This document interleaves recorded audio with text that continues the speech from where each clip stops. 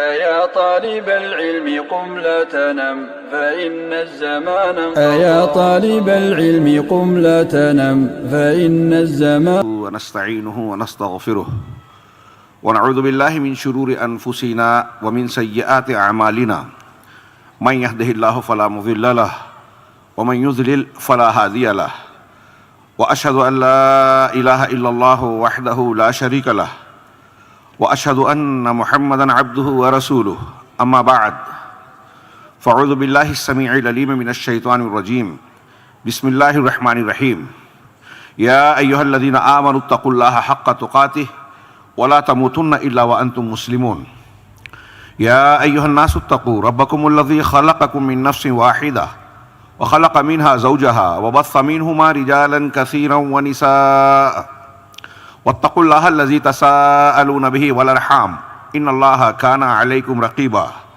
يا أيها الذين آمنوا اتقوا الله وقولوا قولا سديدا يصلح لكم أعمالكم ويغفر لكم ذنوبكم ومن يطع الله ورسوله فقد فاز فوزا عظيما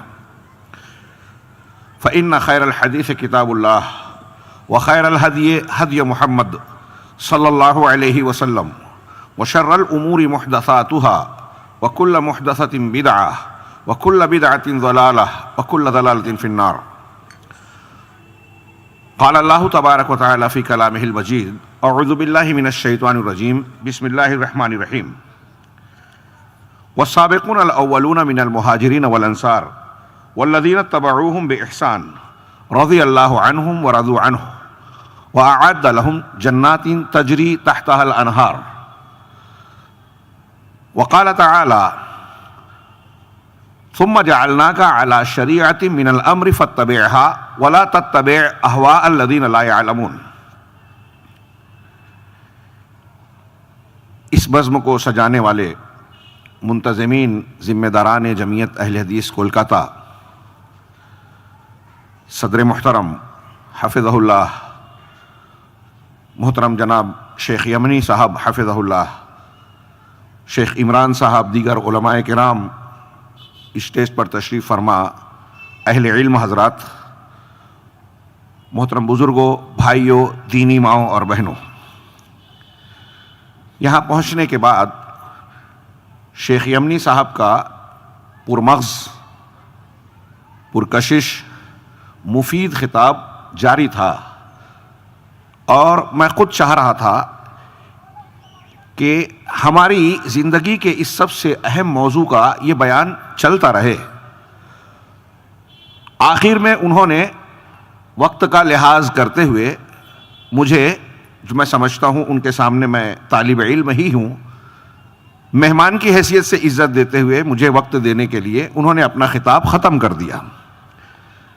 ان کے ایک ایک نقطے پر میں اپنے خطاب کو جوڑ کر اگر سوچتا ہوں تو کئی باتیں ذہن میں آتی ہے، اخلاص کی، نفاق کی، جو انہوں نے موجودہ دور میں منافقین کی مثالیں بیان کی کہ ایک طرف کلمہ بھی پڑھتے ہیں، دوسری طرف صحابہ کرام کو برا بھلا کہتے ہیں، کلمہ پڑھتے ہیں اور جناب محمد رسول اللہ صلی اللہ علیہ وسلم کی شان میں انتہائی غضب کی، جو انہوں نے عربی عبارت پڑھی بغیر ترجمے کی، جسے سن کر ہی اتنا شدید غصہ آتا ہے، اور وہ غصہ اگر کسی صاحب ایمان کو نہ آئے تو وہ ایمان والا ہو ہی نہیں سکتا۔ کلمہ پڑھنے والوں نے وہ لکھا، ایسے تضادات، اور وہ اپنے آپ کو مسلمان کہہ رہے ہیں۔ سوچئے، کیا ایسے میں یہ ضروری نہیں ہے کہ ہم یہ معلوم کریں کہ اسلام کا کلمہ پڑھنے کے بعد اتنے سارے مناہج، اتنے سارے مکاتب فکر جو پائے جاتے ہیں، مرد اور خواتین دونوں کے لیے یہ یکساں اہمیت کا موضوع ہے، اتنے سارے لوگ پائے جاتے ہیں، تو کیا ہم سب کو ٹھیک کہیں، چلنے دیں کہ یہ بھی صحیح اور یہ بھی صحیح؟ ان سب چیزوں میں نہ پڑیں، کیونکہ جھنجھٹ ہے۔ وہ انبیاء کرام اور ان کے متبعین، انبیاء کرام علیہم السلام تھے کہ توحید پیش کرتے تھے، شرک کا رد کرتے تھے، مشرکین ناراض ہو جاتے تھے۔ ہمیں کسی کو ناراض نہیں کرنا ہے، بدعت و خرافات کا رد کر کے ہمارے اسلاف نے دین کی حفاظت کی، ہم تک امانت کو پہنچایا، اور ہم اس امانت کی ایسی بے قدری کر رہے ہیں کہ ہمیں فرصت بھی نہیں ہے یہ جاننے کی کہ صحیح معنی سنت کیا ہے۔ بدعت و خرافات ہمارے چاروں طرف ارد گرد. نہ صرف یہ کہ اختیار کیا جا رہا ہے بلکہ ان کا غلغلہ ہے, ہنگامہ مچا ہوا ہے. ہمارے اپنے نوجوان شکار بن رہے ہیں. یہ صورتحال ہمیں جھنجھوڑتی ہے, مردوں کو, خواتین کو, اپنے آنے والی نسلوں کو جہنم کی آگ سے بچانے کے لیے کہ انہیں صرف کلمہ پڑھا دینا, رسمی مسلمان بنا دینا کافی نہیں ہے. انہیں بتانا ہوگا کہ صحیح منہج کیا ہے. شیخ نے آخر میں کلمہ لا الہ الا اللہ سے جو توحید کا تقاضا ہے اس کا آخری شرط ذکر کرتے ہوئے کہا کہ کلمے سے اور کلمہ بولنے والوں سے محبت ہونی چاہیے. اس ضمن میں جو واقعات انہوں نے بیان کیے وہ بھی مجھے اپنے موضوع سے متعلق نظر آ رہا تھا. ایک واقعے کا اضافہ کروں, یاد دہانی کراؤں. حضرت عمر فاروق رضی اللہ تعالیٰ عنہ نے نماز جنازہ میں ایک شخص کی نماز جنازہ پڑھانے کے لیے کھڑے ہوئے. پلٹ کر دیکھا نماز شروع کرنے سے پہلے تو دیکھا کہ حضرت حذیفہ رضی اللہ تعالیٰ عنہ صحابی رسول ہیں جنہیں صاحب سر رسول کہا جاتا ہے, فتنوں کے جانکار عالم شخص, رسول اللہ صلی اللہ علیہ وسلم کے رازداں, راز کو جاننے والے. کئی باتیں منافقین کے بارے میں حضرت حذیفہ کو معلوم تھی, دوسروں کو نہیں. عمر فاروق پوچھا کرتے تھے فتنوں کے بارے میں, منافقین کے بارے میں. دیکھا کہ وہ بغیر نماز پڑھے نکل رہے ہیں.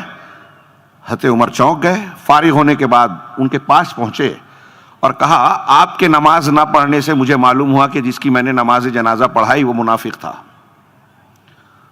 عمر فاروق خلیفۃ المسلمین جس راستے سے گزرے, زبان رسالت علی صاحبہ الصلاۃ والسلام کی زبان سے یہ نکلا کہ اس راستے سے شیطان راستہ بدل دیتا ہے جس راستے سے عمر گزرتے. جن کو کتنی مرتبہ جنت کی بشارتیں ملی, جن کی کتنی رائے کی تائید آسمان والے نے کی اپنے کلام کے ذریعے سے, وہ عمر فاروق حضرت حذیفہ سے پوچھتا ہے کہ اللہ کے واسطے یہ بتا دیجئے کہ رسول اللہ صلی اللہ علیہ وسلم نے ان منافقین میں میرا نام تو نہیں لیا.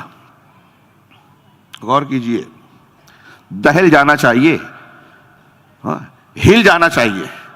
ایسی شخصیت جن کے جنتی ہونے کے سلسلے میں کوئی شک شبہ تھا ہی نہیں. حضرت عمر شک نہیں کر رہے تھے. یہ اللہ کا خوف, خشیت, تقوی, پرہیزگاری, تورع تھا کہ کہیں میں بھی ان لوگوں میں تو نہیں ہے جو منافقین کی فہرست میں شمار ہوتے ہیں اور مجھے پتہ ہی نہ ہو. ہمارا آپ آج بہت سارے نفاق, شریعت کی مخالفتوں کے ساتھ ساتھ عقائد و اعمال کی خرابیوں کا شکار ہیں. علماء کرام ٹوک رہے ہیں, بول رہے ہیں. عمر فاروق کی طرح ہمیں فکر ہی نہیں ہے کہ کہیں ہم منافق تو نہیں ہو گئے, کہیں ہم نے غلط منہج تو نہیں اختیار کر لیا. قرآن حدیث کو ماننے والے مسلمان ہیں, مسلمان گھر میں پیدا ہوئے ہیں. کچھ لوگ فخر کر رہے ہیں کہ ہم اہل الحدیث ہیں, ہم فلاں ہیں, ہم ڈھما ہیں. ہمارے عمل میں, ہمارے عقیدے میں شرکیات, خرافات, نفاق کی بہت ساری چیزیں, نفاق کے اکبر کی چیزیں, مسلمہ عقائد کے خلاف باتیں شامل ہو گئی ہیں اور ہم ہوش میں نہیں ہیں. ابھی شیخ بات کر رہے تھے کہ ایک فتنہ مرزا کا, اس کے اثر سے ہمارے نوجوانوں میں جیسا پہلے کبھی نہیں ہوا کہ صحابہ کرام کو لوگ برا بھلا کہہ رہے ہیں. جو ہمارے لیے معیار حق ہے, معیار ہدایت ہے, قرآن نے کہا, اللہ کے رسول صلی اللہ علیہ وسلم نے فرمایا, ہم اس کے خلاف جا رہے ہیں. اور علماء پر طعن و تشنیع کر رہے ہیں جو ان کا دفاع کرنے کی, اور مرزا کا رد کرتے ہیں جو شیعوں کا ایجنٹ ہے, جو یہودیوں کے ایجنٹ ہے. سلف نے کہا یہود, روافظ یہود کے کتے ہیں, اور علماء نے علی وجہ البصیرہ کہا کہ آج کے یہ تحریکی روافظ جو ہیں یہود کے کتے ہیں. ہاں, روافظ یہود کے کتے, اور یہ روافظ کے کتے جو صحابہ کرام کی شان میں زبان تان کو دراز کر رہے ہیں, برا بھلا کہہ رہے ہیں, گالیاں دے رہے ہیں, ہمارے آپ کے ایمان کو تباہ کر رہے ہیں. ہمیں فکر نہیں ہے کہ منہج کون سا صحیح ہے. امام بخاری رحمہ اللہ نے صحیح بخاری میں ابن ابی ملیکہ رحمہ اللہ, تابعین میں ایک بڑا نام ہے, ان کا قول نقل کیا. وہ کہتے ہیں کہ ادرک تو 30 من اصحاب رسول اللہ صلی اللہ علیہ وسلم کلہم یفاق النفاق علی نفسہ. اللہ اکبر. کہ میں نے 30 اصحاب رسول سے ملاقات کی, صحابہ کرام سے, 30 صحابہ سے میری ملاقات ہوئی. ہر صحابی اپنے آپ کے بارے میں نفاق کا ڈر رکھتا تھا کہ کہیں نفاق میں نہ پڑ جاؤں. امام حسن بصری کہتے تھے کہ مومن کی پہچان یہ ہے کہ نیکیاں کرتا ہے اور اللہ سے ڈرتا رہتا ہے کہ ہلاک نہ ہو جاؤں، یہ نیکیاں رد نہ ہو جائے، قبول نہ ہو. اور منافق کی پہچان یہ ہے کہ فسق و فجور اور گناہ کرتا ہے اور مطمئن رہتا ہے کہ میں تو جنتی ہوں. ہم یہاں مرد اور خواتین جتنے بیٹھے ہیں، مائیں بہنیں ہوں، ہمارے بزرگ ہوں، بھائی ہوں، غور کیجئے کہ ہمارے اندر کون سا جذبہ ہے دونوں میں سے. حسن بصری رحمہ اللہ کی اس قول کے مطابق، جو قرآن کی ایک آیت اور ایک حدیث کی روشنی میں انہوں نے کہا، نیکیاں کر کے ڈرنا. ابھی شیخ کہہ رہے تھے نا، اخلاص کا فقدان یہ ہے کہ نیکیاں آج کم ہوتی ہیں، تصویریں زیادہ چھپائی جاتی ہیں، ریکارڈ بنانے کی زیادہ کوشش ہوتی ہے، نام شہرت کا زیادہ چسکا لگا ہوا ہے لوگوں کو، جو اخلاص کے سراسر بالکل خلاف ہے. لیکن یہ عام ہے، کوئی ضرورت ہے تو ہم ہر ایک کی نیت پر ضرب نہیں لگا سکتے، لیکن ایک یہ عمومی بات ہے. تو حضرت ابن ابی ملیکہ کے قول کی روشنی میں دیکھیے، صحیح مسلم کی وہ روایت دیکھیے، حضرت حنظلہ کی، نافق حنظلہ، صحابی رسول ہے، کہہ رہے ہیں منافق ہو گئے. ابوبکر صدیق نے پوچھا کہ ایسا کیا ہو گیا؟ کہا ہم اللہ کے رسول صلی اللہ علیہ وسلم کی مجلس میں جب ہوتے ہیں، جنت و جہنم کا تذکرہ ہوتا ہے تو ہمارے دلی کیفیت کچھ اور ہوتی ہے، لیکن جب گھر بار بال بچوں میں ہوتے ہیں، دھندے کاروبار میں ہوتے ہیں، تو اس وقت ہماری کیفیت بدل جاتی ہے. تو نفاق یہی ہے نا، دو رنگی، یہاں کچھ اور وہاں کچھ، اندر کچھ اور باہر کچھ. تو مجھے لگتا ہے کہ میں بھی منافق ہو گیا.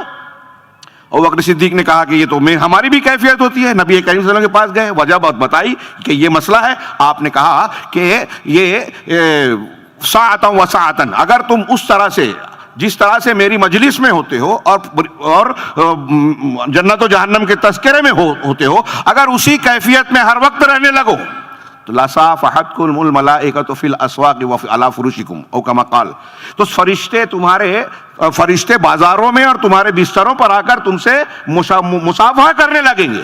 ولکن ساعۃ و ساعۃ یا حنظلہ، لیکن اے حنظلہ الگ الگ وقت کی الگ الگ کیفیت ہوتی ہے. آپ کے اندر ایمان پختہ ہے، اخلاص ہے، تو اس کیفیت کی تبدیلی سے نقصان نہیں ہوگا. ہاں عقیدے میں خرابی آ گئی، عمل میں کمی آ رہی ہے، تو پھر فکر کی ضرورت ہے. میں ان مثالوں سے یہ کہنا چاہتا ہوں اپنے عنوان کے تعلق سے، اس کی اہمیت کے تعلق سے، کہ صحابہ کرام کو یہ فکر ہوتی تھی. اس وقت تو فرقے نہیں تھے، اس وقت مختلف قسم کے مناہج اور فتنوں کی شکل میں الگ الگ گمراہ فرقوں کا وجود نہیں تھا، لیکن صحابہ کرام کو اپنے ایمان کے تعلق سے اتنی فکر تھی کہ کہیں نفاق ہمارے اندر تو نہیں آ گیا. ہم گمراہی کا شکار تو اپنے آپ کو مسلمان سمجھتے ہوئے بھی ہم گمراہی کا شکار تو نہیں ہو گئے. ہمیں نعمتیں مل رہی ہیں دنیا کی، تو کہیں تو ایسا تو نہیں کہ ہمیں اپنی نیکیوں کا بدلہ دنیا میں مل رہا ہے. حضرت عبد الرحمن بن عوف روتے ہوئے اٹھ گئے، روزہ تھے، افطار نہیں کیا کہ مصعب بن عمیر مجھ سے بہتر تھے. حالانکہ یہ بہتر تھے، کہا مجھ سے بہتر تھے، وہ اس حال میں شہید ہو گئے کہ ان کی چادر ان کے پورے کفن کے کام بھی نہ آ سکی، اور ہم زندہ ہیں، ہم کو یہ نعمتیں مل رہی ہیں. کہیں ایسا تو نہیں کہ ہماری نیکیوں کا بدلہ ہمیں یہاں مل رہا ہے، جنت آخرت میں محروم ہو جائیں. یہ صحابہ کرام تھے. کیا ہمارے لیے یہ نمونہ نہیں ہے کہ ہم اپنا جائزہ لیں، محاسبہ کریں؟ جبکہ میں نے عرض کیا کہ صحابہ کرام کے زمانے میں وہ فتنے نہیں تھے جو آج ہیں، وہ جہالتیں نہیں تھی جو آج ہیں، دین سے وہ دوریاں نہیں تھی جو آج ہیں. اس وقت ابو جہل بھی لا الہ الا اللہ کا یہ مطلب سمجھتا تھا کہ اپنے اللہ کے رسول کے چچا نے جب کلمہ پڑھنا چاہا یا اللہ کے رسول نے دعوت دی تو کہا کہ عبد المطلب کے دین سے پھر جاؤ گے کیا؟ مطلب وہ سمجھتا تھا کہ اگر کلمہ توحید لا الہ الا اللہ پڑھ لیا انہوں نے تو باپ دادا کے دین کو رد کر دیا. آج مسلمان ابو جہل کی طرح بھی کلمے کا معنی نہیں سمجھتا کہ میں لا الہ الا اللہ پڑھ رہا ہوں اور مان رہا ہوں تو باپ دادا کا قانون، فلاں کا طریقہ، فلاں کا منہج میرے لیے کوئی معنی نہیں رکھتا. الہ جب اللہ کو مانا ہے تو اسی کا قانون مانوں گا، اسی کا دین مانوں گا، اسی کا حلال حرام مانوں گا. فلاں پیر صاحب، فلاں بزرگ، فلاں شخصیت، وہ کیسے بھی ہو، ہوا میں اڑے، پانی پہ چلیں، کرامت کھیلیں، میرے سامنے اللہ اور رسول کے علاوہ کوئی نمونہ، کوئی حکم قابل قبول نہیں ہے. وہ ابو جہل بھی سمجھتا تھا لا الہ الا اللہ کا جتنا معنی آج مسلمان نہیں سمجھ رہا ہے. تو میں عرض کر رہا تھا کہ کیا ہمیں اس کا جائزہ نہیں لینا چاہیے؟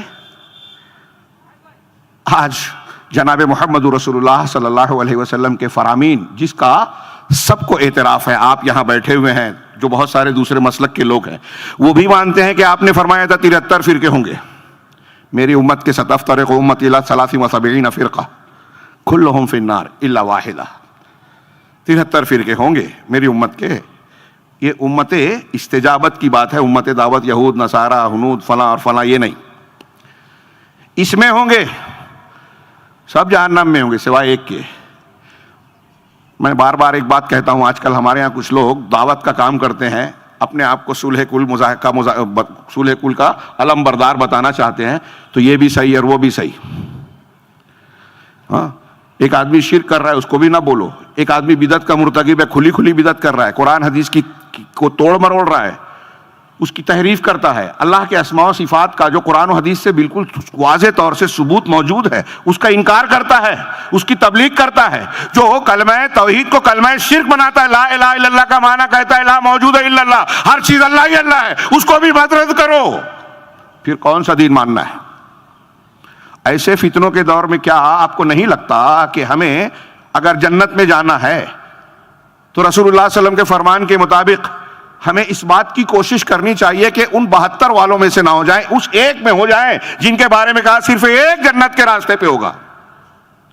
یہ میری بات نہیں ہے، کسی مولوی کی بات نہیں ہے جس کے بارے میں یہ لوگ جو کہہ دیتے ہیں گمراہ لوگ کہ یہ لوگ انتشار پھیلا رہے ہیں، شدت پسندی ہے. یہ جناب محمد رسول اللہ صلی اللہ علیہ وسلم کا فرمان ہے. آپ مانتے ہیں کہ نہیں مانتے؟ میں آپ مجمع سے پوچھ رہا ہوں. 73 فرقے ہوں گے، یہ روایت ہے نا. نبی اللہ نے قرآن میں جگہ جگہ وَلَا تَتَّبِعُوا السُّبُلَ کہ مختلف دیگر راستوں کی پیروی نہ کرو. وَأَنَّ هَذَا صِرَاطِي مُسْتَقِيمًا فَاتَّبِعُوهُ وَلَا تَتَّبِعُوا السُّبُلَ فَتَفَرَّقَ بِكُمْ عَنْ سَبِيلِهِ کہ یہ میرا سیدھا راستہ ہے، اسی ایک راستے کی اتباع کرنا. ایک کا ترجمہ ضمیر کے اعتبار سے کر رہا ہوں، علماء موجود ہیں. ایک ہی صحیح ہے، اسی کی اتباع کرنے کا اللہ نے آرڈر دیا ہے. وَلَا تَتَّبِعُوا السُّبُلَ اور دوسرے راستوں پہ نہیں چلنا. اب اللہ کہہ رہا ہے دوسرے راستوں پہ نہیں چلنا، اور آپ کہہ رہے ہیں، مولوی صاحب کہہ رہے ہیں، سولہ کل والا کہہ رہا ہے کہ اس راستے پہ چلو کہ اس راستے پہ چلو، کوئی حرج نہیں، جو جس راستے پہ چل رہا ہے چل لے دو. اللہ کہہ رہا ہے نہیں، سب راستوں پہ نہیں. اگر دوسرے راستوں پہ چلو گے اللہ اور رسول کے راستے سے ہٹ کر، فَتَفَرَّقَ بِكُمْ عَنْ سَبِيلِهِ تو وہ اللہ کے راستے سے تم کو جدا کر دیں گے، الگ کر دیں گے، متفرق بنا دیں گے، فرقے میں ڈھال دیں گے جو جماعت نہیں ہے، جو جنت والے راستے پر نہیں ہے. تو اللہ تبارک و تعالیٰ نے یہ بائنڈنگ اور پابندی لگائی. کیا ہمارے لیے ضروری نہیں ہے کہ ہم اس پر غور و فکر کریں؟ میں ایسا مانتا ہوں کہ سب سے زیادہ اہمیت کا حامل ایک انسان کے لیے یہ ہے، اس کے لیے جو سوال غور کرنا، اسٹڈی کرنا. تو اس سوال کا جواب اللہ نے عقل و شعور دیا، کائنات کو دیا. غور کرتا ہے آدمی، کیوں پیدا کیا اللہ نے؟ اس کا جواب کون دے گا؟ اللہ ہی دے گا. پیدا اللہ نے کیا، کیوں پیدا کیا؟ یہ فلاں اور فلاں بزرگ بتائیں گے. دوسرے مذہب والوں سے بھی ہم کہیں گے کہ جس نے بنایا ہے وہی بتائے گا. جس نے پیدا کیا وہ کہہ رہا ہے کہ دنیا میں بہت سے مذاہب ہیں. کیا سارے مذاہب جیسا کہ لوگ کہتے ہیں اس کے بھی پسندیدہ ہیں؟ وہ تو صاف اعلان کر رہا ہے وَمَن يَبْتَغِ غَيْرَ الْإِسْلَامَ دِينًا فَلَن يُقْبَلَ مِنْهُ. وہ کہہ رہا ہے وَرَضِيتُ لَكُمُ الْإِسْلَامَ دِينًا، اسلام کے علاوہ جو بھی کوئی دوسرا مذہب اختیار کرے گا وہ قبول نہیں ہوگا. اللہ کا پسندیدہ دین اسلام ہے. اب کوئی کہے سب صحیح ہے تو مان لیں گے؟ اللہ کی بات مانیں گے یا لوگوں کی بات مانیں گے؟ اب اللہ نے یہ کہا دین کے سلسلے میں، اس کا جواب وہی دے گا. اور یہ انتظام بھی کیا، مطلب یہ ہمارے دارالامتحان میں، دنیا کے امتحان میں بہت سے مذاہب ہیں اور بہت سے مسالک ہیں. میں آپ سے سوال کر رہا ہوں، اپنے آپ سے دل میں پوچھئے کہ کیا سارے مذاہب سچے ہیں؟ جیسا کہ کچھ لوگ کہتے ہیں کہ مذاہب کے راستے الگ الگ ہیں، منزل سب کی ایک ہے. دنیا کا سب سے بڑا جھوٹ مانتا ہوں میں. بھائی آپ ادھر مشرق میں جائیں، ایک مغرب میں، ایک شمال میں، ایک جنوب میں، سب ایک ہی جگہ پہنچیں گے کیا؟ ایک پنڈت سے گفتگو کرتے ہوئے میری گفتگو میں نے اس سے یہی سوال کیا تھا. اندور جا رہے تھے، میں نے کہا اندور کے راستے پہ ہم جا رہے ہیں، کیا اس پہ بمبئی یا احمد آباد ملے گا کیا؟ اگر مجھے جانا ہے، آپ کہہ رہے ہیں منزل سب کی ایک ہے، تو ایک آدمی ممبئی جانا چاہتا ہے اور اس بس میں بیٹھ گیا تو اسے بمبئی ملے گی؟ وہ تو اس گاڑی میں جتنا آگے بڑھے گا اتنا ممبئی سے دور ہوتا جائے گا، الٹی سمت میں جا رہا ہے. تو جو جنت کے راستے سے ہٹ گیا وہ جتنا چلے گا جنت سے دور ہوتا جائے گا. جنت میں کیسے جائے گا؟ لیکن یہ کچھ لوگ مانتے ہیں. اللہ جواب دیتا ہے کہ ایک ہی دین اللہ کا پسندیدہ ہے، یہ ہم مانتے ہیں. پھر اس دین میں ہم دیکھ رہے ہیں کہ بہت سے فرقے ہیں.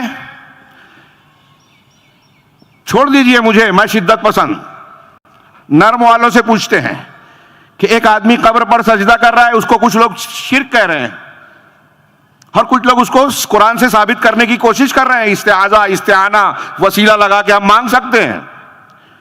ایک تعزیے کو مان رہا ہے، اہل بیت کو الوہیت کا درجہ دینے والا ایک طبقہ روافض کا ہے، ایک صحابہ کرام کو برا بھلا کہنا غلط کہہ رہا ہے، دوسرا کہہ رہا ہے کہ گالی دے سکتے ہیں۔ شخصیات کا معاملہ ہے، عقیدے کا نہیں۔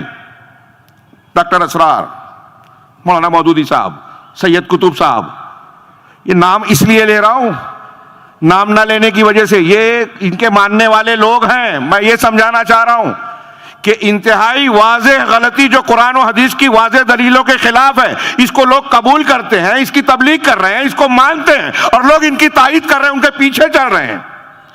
تو ہم کو ڈرنا چاہیے کہ نہیں حضرت عمر کی طرح، عمر فاروق رضی اللہ تعالیٰ عنہ کی طرح، دیگر صحابہ کی طرح، کہ ایسے ہی کسی فتنے کا ہمارے نوجوان شکار ہو جائیں، منافقت، کفر، شرک کا وہ اختیار کر لیں۔ ڈاکٹر اسرار سے متاثر ہو کے ہم تقریر سن رہے ہیں، ہمارا بچہ ان کے قول کو مان لے وے کہ وحدت الوجود صحیح ہے، ابن عربی کا قول صحیح ہے، ہر چیز میں اللہ ہے، ہر اللہ ہی اللہ ہے سب جگہ۔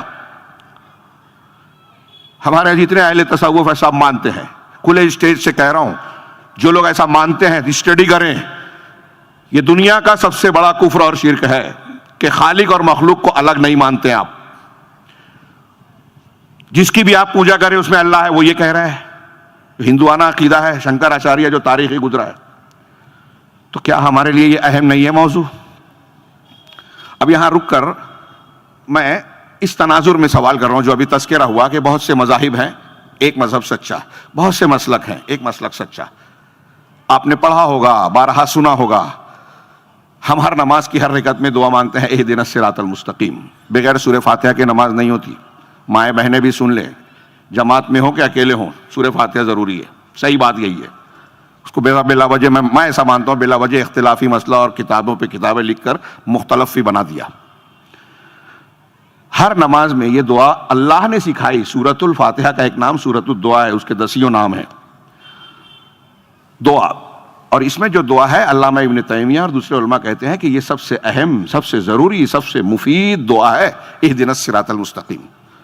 صراط مستقیم اگر آپ کو ہم کو نہیں ملی نا تو کتنی بھی دولت مل جائے، کتنی بڑی بھی ڈگری مل جائے، عہدہ مل جائے، وزیر اعظم، صدر جمہوریہ، بادشاہ بن جاؤ، سب سے بڑے بدقسمت ہیں ہدایت نہیں ہے تو۔ ہاں غور کیجئے، سب سے اہم، سب سے مفید، اور یہ اسی سے ظاہر ہے کہ اللہ تعالیٰ نے یہ دعا ہر روز ہر رکعت میں پڑھنے کی ہم کو تعلیم دی، اس لیے کہ اس دعا کی سب سے زیادہ ضرورت ہے، اور اس موضوع کو سمجھنے کی اس لیے سب سے زیادہ ضرورت ہے۔ صحیح منہج کیا ہے؟ صراط مستقیم ہے۔ منہج کا معنی طریقہ، قرآن نے طریقے کا لفظ استعمال کیا، دین کا لفظ استعمال کیا ہے نا، یہ سب منہج کے، صراط مستقیم کا لفظ استعمال کیا۔ وَأَلَّوْ اسْتَقَامُوا، کل شاید کسی تقریر میں آئی تھی بات، یہ آیت آئی تھی، وَأَلَّوْ اسْتَقَامُوا عَلَى الطَّرِيقَةِ لَأَسْقَيْنَاهُمْ مَاءً غَدَقًا، سورہ شاید جمعہ کے خطبے میں آئی تھی۔ اللہ تعالیٰ سورہ جین میں کہہ رہا ہے کہ اگر یہ لوگ، ہاں جینوں کی زبانی غالباً وہ قول ہے کہ نہیں لوگوں کے بارے میں، کہ اگر یہ الطریقہ پر قائم رہیں گے، لَوْ اسْتَقَامُوا عَلَى الطَّرِيقَةِ، تو ہم اپنے موضوع کے الطریقہ کا اگر میں ترجمہ کروں کہ صحیح منہج پر اگر قائم رہیں گے، اللہ کہہ رہا ہے کہ اگر ہم نے دین کا صحیح منہج اختیار کیا، لَأَسْقَيْنَاهُمْ مَاءً غَدَقًا، تو ہم انہیں بھرپور، وافر، اور ایک ترجمہ ہنیہ مریا کے اعتبار سے مزیدار پانی پلائیں گے۔ وَمَن يُعْرِضْ، اور جو اعراض کرے گا، ہاں اپنے رب سے اعراض کرے گا، يَسْلُكْهُ عَذَابًا صَعَدًا، تو اسے سخت عذاب تک پہنچائے گا رب العالمین۔ منہج سے ہٹ گئے تو عذاب، صحیح منہج پر ہے تو ماء غدق۔ آپ سمجھتے ہیں صرف پانی کا معاملہ، میں نے ہلکا سا ذکر کیا تھا جمعہ کے خطبے میں کہ پانی سے دنیا میں زندگی چلتی ہے، پانی کا ذخیرہ ہوتا ہے تو پیڑ پودے گھاس پھوس اگتی ہے، ہریالی ہوتی ہے، ماحول کنٹرول میں رہتا ہے، ہاں جانور جیتے ہیں اس کی وجہ سے، ان سے دودھ ملتا ہے، گوشت ملتا ہے، اور دوسری نعمتیں ملتی ہیں، پھل پھول سب پانی سے۔ انسان پانی سے پیدا ہوتا ہے، پانی کے بغیر زندہ نہیں رہ سکتا۔ انسان کے جسم کے اندر کہتے ہیں سائنس والے 66% پانی ہے۔ سمندر اور دریا اگر نہ ہو تو انسان دنیا میں زندگی ممکن نہ ہو۔ اس پانی میں کتنی زندگیاں پائی جاتی ہیں، مچھلیاں اور کیا کیا۔ تو پانی اللہ تعالیٰ کب دے گا؟ جب صحیح منہج پہ رہو گے۔ وَأَلَّوْ اسْتَقَامُوا عَلَى الطَّرِيقَةِ، تو ہم کو دعا سکھائی کہ اس صحیح منہج کی دعا مانگو۔ اس کا مطلب یہ ہوا کہ جتنی آیتیں وغیرہ پیش کی ہے، اللہ نے کہا کہ میرے راستے پہ چلو، دوسرے راستوں سے سبل سے بچو۔ یہ جو آیت اور حدیث میں نے پڑھی، اس کا مطلب یہ ہوا کہ صحیح راستہ دنیا میں ایک ہے جس پر چلنے سے نجات ملے گی، سعادت ملے گی، کامیابی، انعام ملے گا. اور اس راستے سے ہٹنا گمراہی ہے، عذاب کو دعوت دینا ہے، ذلت و خواری کو قبول کرنا ہے، اللہ کو ناراض کرنا ہے. تو دوسرے راستے بھی ہیں نا، اس سے پتہ چلا کہ دوسرے راستے ہوں گے، اور یہی امتحان ہے. اللہ کہہ رہا ہے ان سے بچ کے اس کو اختیار کرو. مطلب دوسرے راستے ہیں تو دعا سکھائی کہ جو صحیح راستہ ہے پروردگار اس کی توفیق دے. عبد الرحمن بن ناصر السعدی کہتے ہیں اہدنا الصراط المستقیم میں بغیر صلے کے دعا مانگے تعلیم دی. تو اہدنا الی الصراط بھی مانا ہے اور اہدنا فی الصراط بھی ہے. اہدنا الی الصراط المستقیم، اہدنا فی الصراط المستقیم، دونوں کا. الا کا معنی کیا ہوگا کہ بہت سارے مذاہب ہیں، ان میں سے جو سچا ہے اس کی طرف رہنمائی کر. اور مسلمانوں میں جو اسلام سچا مذہب ہے اس میں بہت سے مسلک ہیں، اس کے اندر جو صحیح منہج ہے اس کی تعلیم دے، اس کی ہدایت دے. ہر نماز میں جو دعا سکھائی گئی ہے ہم اس کو غیر اہم سمجھ رہے ہیں. آج کا جو میرا موضوع ہے منہج سلف کی اہمیت و ضرورت. اب اس کو سلف پہ آئیے کہ اللہ تعالیٰ نے دین کو اتارا، ہم اور آپ جانتے ہیں، مانتے ہیں، عقیدہ ہے یہ اللہ کا سب سے بڑا احسان و کرم ہے. انبیاء کی بعثت، کتابوں کا نزول، شریعت کی عطائی نوازش، اس سے بڑی کوئی نعمت نہیں. کھانا پینا، دولت، گھر بار، دولت، پراپرٹی جو بھی ہے سب آپ بادشاہ ہیں. میں نے ابھی پھر سے جملہ جو رہا ہوں، آپ دنیا کا، پوری دنیا کے مالک بن جائیں، ہدایت سے محروم ہے سب سے بدقسمت. آپ فاقے سے زندگی گزارتے ہیں لیکن آپ کے پاس توحید والا سچا دین اور منہج ہے تو آپ سب سے زیادہ خوش قسمت ہے. یہ ہمیشہ نوٹ کر لیجئے، لکھ لیجئے اپنے پاس. نوجوان لڑکے لڑکیاں سب لکھ لیں.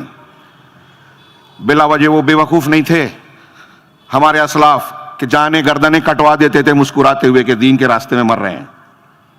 ان کو بھی جان سے محبت تھی، دنیا ان کی بھی پیاری تھی، رشتے پیوند ان کے بھی تھے، لیکن ان سب سے بڑھ کر وہ جانتے تھے کہ ہمارے لیے دین، عقیدہ، توحید، منہج سب سے قیمتی دولت ہے. اس کے لیے دنیا قربان کی جا سکتی ہے، دنیا کی کسی چیز کے لیے اس کو قربان نہیں کیا جا سکتا. تو اللہ تبارک و تعالیٰ سے ہم نے یہ دعا مانگ رہے ہیں کہ اہدنا الصراط المستقیم. تو دعا مانگنے کے ساتھ ساتھ محنت بھی کرنا ہے، کوشش بھی کرنی ہے. آپ کہتے ہیں اللہ مجھے روزی دے تو بیٹھ نہیں جاتے گھر میں، خانقاہ میں، مسجد میں کہ روزی دے، میرے حصے میں لکھا ہوگا تو آ جائے گا. محنت بھی کرنا ہوگی، اسباب کو اختیار کرنا ہوگا. یہ توکل ہے، پھر اللہ پر بھروسہ کرو. تو اب آپ نے دعا مانگی. میں یہ عرض کر رہا تھا کہ اللہ تبارک و تعالیٰ نے انبیاء کو بھیجا، آخری کڑی جناب محمد رسول اللہ صلی اللہ علیہ وسلم. قرآن کتابوں، آسمانی کتابوں کی آخری کڑی. اس کے بعد کوئی نبی آنے والا نہیں. کوئی نبی، کسی بھی طرح کا نبی نہیں آئے گا، بروزی، ذلی، کسی قسم کا بھی. شیخ عمران خان کا قول بتا رہے تھے، مجھے نہیں دھیان ہے کہ میں نے شاید اس سے پہلے سنا. حیرت ہے کہ کہتے ہیں میری سمجھ میں نہیں آتا کہ کوئی نبی. لکھ لیجئے، ہمارے اسلاف میں سے بعض نے کہا اگر بعض کوئی نبوت کا دعویٰ کرے جھوٹا، کچھ لوگ کہتے ہیں حضرت امام حنیفہ رحمہ اللہ کا قول ہے، کچھ لوگ دوسروں کا کہتے ہیں، کسی نے نبوت کا دعویٰ کیا اور سمجھنے کی نیت سے وہ کہنے لگے کہ ٹھیک ہے اپنی دلیل پیش کرو، اگر یہ بھی کسی نے کہا تو کافر ہو جائے گا، کافر، کیونکہ وہ اللہ کے نبی کے خاتم النبیین ہونے کا انکار کر رہا ہے. شیخ نے کہا 100، میں کہتا ہوں کہ ہزاروں دلیلیں ہیں جس سے یہ ثابت کیا جا سکتا ہے. مبالغہ نہیں کر رہا ہوں، میں نے اس پر ایک مقالہ لکھا تھا. یعنی قرآن کی، حدیث کی، عقل کی، فطرت کی، ایسی ہزاروں دلیل، 1000 سے قریب دلیل دے سکتے ہیں اس سے بڑھ کر کہ اللہ کے نبی صلی اللہ علیہ وسلم کے بعد کوئی نبی نہیں آئے گا. تو اب آپ آخری نبی ہیں، لہذا اللہ تبارک و تعالیٰ نے آپ کی نبوت اور آپ کی شریعت کو، آپ کے پر نازل کی جانے والی کتاب کو قیامت تک محفوظ رکھنے کا وعدہ کیا. ذمہ داری خود لی. پچھلی کتابوں کی ذمہ داری ان کی امتوں پر ہوتی تھی، لیکن اس کتاب اور شریعت کی حفاظت کی ذمہ داری اللہ نے لی اور فرمایا انا نحن نزلنا الذکر وانا لہ لحافظون. ہم نے الذکر کو نازل کیا اور اس کی حفاظت کرنے والے ہم ہی ہیں. اب قرآن الذکر ہے، ٹھیک ہے، قرآن کے الفاظ ہی صرف اللہ نے محفوظ کیے کیا؟ احادیث رسول اور الفاظ کی تشریح ہے، تفسیر ہے. خود قرآن کہہ رہا ہے وَنَزَّلْنَا إِلَيْكَ الذِّكْرَ لِتُبَيِّنَ وَأَنزَلْنَا إِلَيْكَ الذِّكْرَ لِتُبَيِّنَ لِلنَّاسِ مَا نُزِّلَ إِلَيْهِمْ. ہم نے الذکر کو آپ پر نازل کیا. کیوں کیا؟ تاکہ آپ لوگوں کے سامنے بیان کریں، یعنی آپ تفسیر کریں. آج منکرین حدیث اور کچھ عقل کے مارے ہمارے ہاں ایسے قابل لوگ پیدا ہوتے ہیں جو کہتے ہیں کیا ضرورت ہے حدیث کی، ہم اپنے اعتبار سے سمجھ لیں گے. یہاں رک کر میں ایک بات کہنا چاہتا ہوں. دنیا میں جتنے گمراہیاں ہیں، اہل علم نے کہا اس کی 2 بنیادی وجہ ہے. ایک قرآن و حدیث اور وحی کے سامنے عقل کو استعمال کرنا. عقل پسندی، عقل کو نقل پر مقدم کرنا، اور دوسری اتباع ہوا. ایک عقل ہے، ایک جذبہ ہے عاطفہ. معتزلہ، جہمیہ، قدریہ، اس کی جو شکلیں آج منکرین حدیث کی ہے، روافظ میں کچھ جراثیم پائے جاتے ہیں، تحریکیوں میں پائے جاتے ہیں، قرآن حدیث پر شکوک و شبہات اور سائنس کے نام پر اعتراضات کرنے والے جو پائے جاتے ہیں، ان کے عقلیت پسندی ہے. اور جو تصوف والے ہیں، جذباتیت والے ہیں کہ کشف ہے، ذوق ہے، خواب ہے، اس سے جو چیز بزرگان دین بتا رہے ہیں ہم اس کو دین مان لیں گے، وہاں عاطفہ ہے. دونوں گمراہی ہیں، غلط منہج ہے. کیا منہج صحیح ہے؟ میرا سوال ہے، غور کیجئے ایسے لوگوں سے. ایک موٹی سی بات سوچئے کہ اگر عقل کی بات، یہ بعض اسلاف کے قول میں بھی ہے، اگر عقل کے اور سوجھ بوجھ کی بنیاد پر ہی دین، مسلک اور مذہب طے ہوتا، غور کیجئے، تو اللہ تعالیٰ نبیوں کو کیوں اتارتا، کتابیں کیوں نازل کرتا؟ سوچئے تھوڑی دیر کے لیے. اللہ تعالیٰ نے دنیا کے علوم کے لیے انسان کو کہا ہے غور و فکر کرو، اللہ کی نشانیوں پر غور، جغرافیہ، سائنس، تاریخ، فلکیات، طبقات الارض، دنیا کے جتنے علوم ہیں، میڈیکل سائنس ہو، سائنسیات ہو، جو بھی ہو، یہ سب انسان غور و فکر، تجربات سے، جانوروں کے مشاہدے سے معلوم کرتا ہے. لیکن دین شریعت کے لیے اللہ نے یہ نہیں کہا کہ اپنے دماغ سے معلوم کر لو کہ یہ عقیدہ ہے، یہ عمل ہے، یہ حلال ہے، یہ حرام ہے، بلکہ اللہ نے وحی اتاری اور کہا کہ اس کی اتباع کرو. اتبعوا ما انزل الیکم من ربکم، اس چیز کی اتباع کرو جو تمہارے پاس تمہارے پروردگار کی طرف سے نازل کی گئی ہے. عقل نہیں چلے گی یہاں. اس لیے حضرت علی کہتے تھے کہ اگر دین کی بنیاد عقل اور رائے پہ ہوتی تو میرے نزدیک موزے کے نچلے حصے پہ مسح کرنا زیادہ بہتر تھا اوپر کے حصے سے. لیکن سنت یہ ہے کہ اوپر مسح کیا جائے، تو میں وہ مانتا ہوں، عقل نہیں لگاتا. بظاہر چھوٹی بات ہے لیکن بہت بڑی بات ہے. اگر اس کو ہم نے دماغ میں اتار لیا بہت بڑی گمراہی سے بچ جائیں گے. گمراہیوں کے راستوں کو بند کر رہے ہیں. تو میں عرض کر رہا تھا کہ وحی الہی ہمارے لیے، یہاں تک کہ ہمارے لیے نہیں، نبی کریم صلی اللہ علیہ وسلم کو خطاب کر کے اللہ نے کہا، ابھی میں نے ایک آیت پڑھی نا، اللہ نے فرمایا ثم جعلناک علی شریعۃ من الامر فاتبعها، کہ ہم نے آپ کو شریعت کے معاملے کے یعنی دین کے معاملے میں ایک شریعت پر، دینی قانون اور قاعدے پر مقرر کر دیا، فائز کر دیا. ایک دین دے دیا آپ کو، شریعت دے دی. اللہ کہہ رہا ہے، کس سے کہہ رہا ہے؟ خطاب میں واحد کا صیغہ ہے نبی کریم صلی اللہ علیہ وسلم کو، اور نبی ہمارے لیے اسوہ ہیں، تو نبی کو جو حکم دیا گیا صلی اللہ علیہ وسلم وہ امت کے لیے بھی ہے، الا یہ کہ تخصیص کی کوئی دلیل ہے، قاعدہ ہے، آپ جانتے ہیں، علماء جانتے ہیں. تو اللہ تعالیٰ نے کہا کہ اگر پھر ہم نے آپ کو شریعت کے ایک حکم پر قائم کر دیا، حکم کی شریعت پر قائم کر دیا، فاتبعها، آپ اسی کی پیروی کیجئے. بائنڈنگ ہے، یہی ماننا ہے، اس کے علاوہ نہیں. اللہ نے حلال کیا تو آپ حرام نہیں کر سکتے، نبی بھی.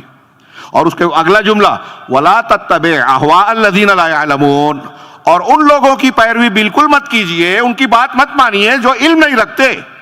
علامہ ابن تیمیہ اور دوسرے علماء نے کہا کہ قرآن و حدیث سے ہٹ کر کوئی بھی بات کرے جو اس کے خلاف ہے، قرآن حدیث کے خلاف ہے، تو وہ کتنا بڑا بھی دانشور ہو، مفسر ہو، روز درس قرآن دیتے ہو، اس کو لائک کرنے والے 2-3 کروڑ ہو اور اس سے زیادہ ہو، وہ جاہل ہے، لا یعلمون میں شامل ہے، وہ علم نہیں رکھتا، اور وہ اپنی طرف سے، اپنی خواہش سے، اپنے جذبے سے، اپنے خواب کے حوالے سے، اپنی رائے کے حوالے سے کوئی بات پیش کر کے دین بتاتا ہے جو قرآن حدیث کے خلاف ہے. اور اگر آپ اسے مانتے ہیں تو آپ اللہ کے اس حکم کی مخالفت کر رہے ہیں، قرآن حدیث کا رد کر رہے ہیں.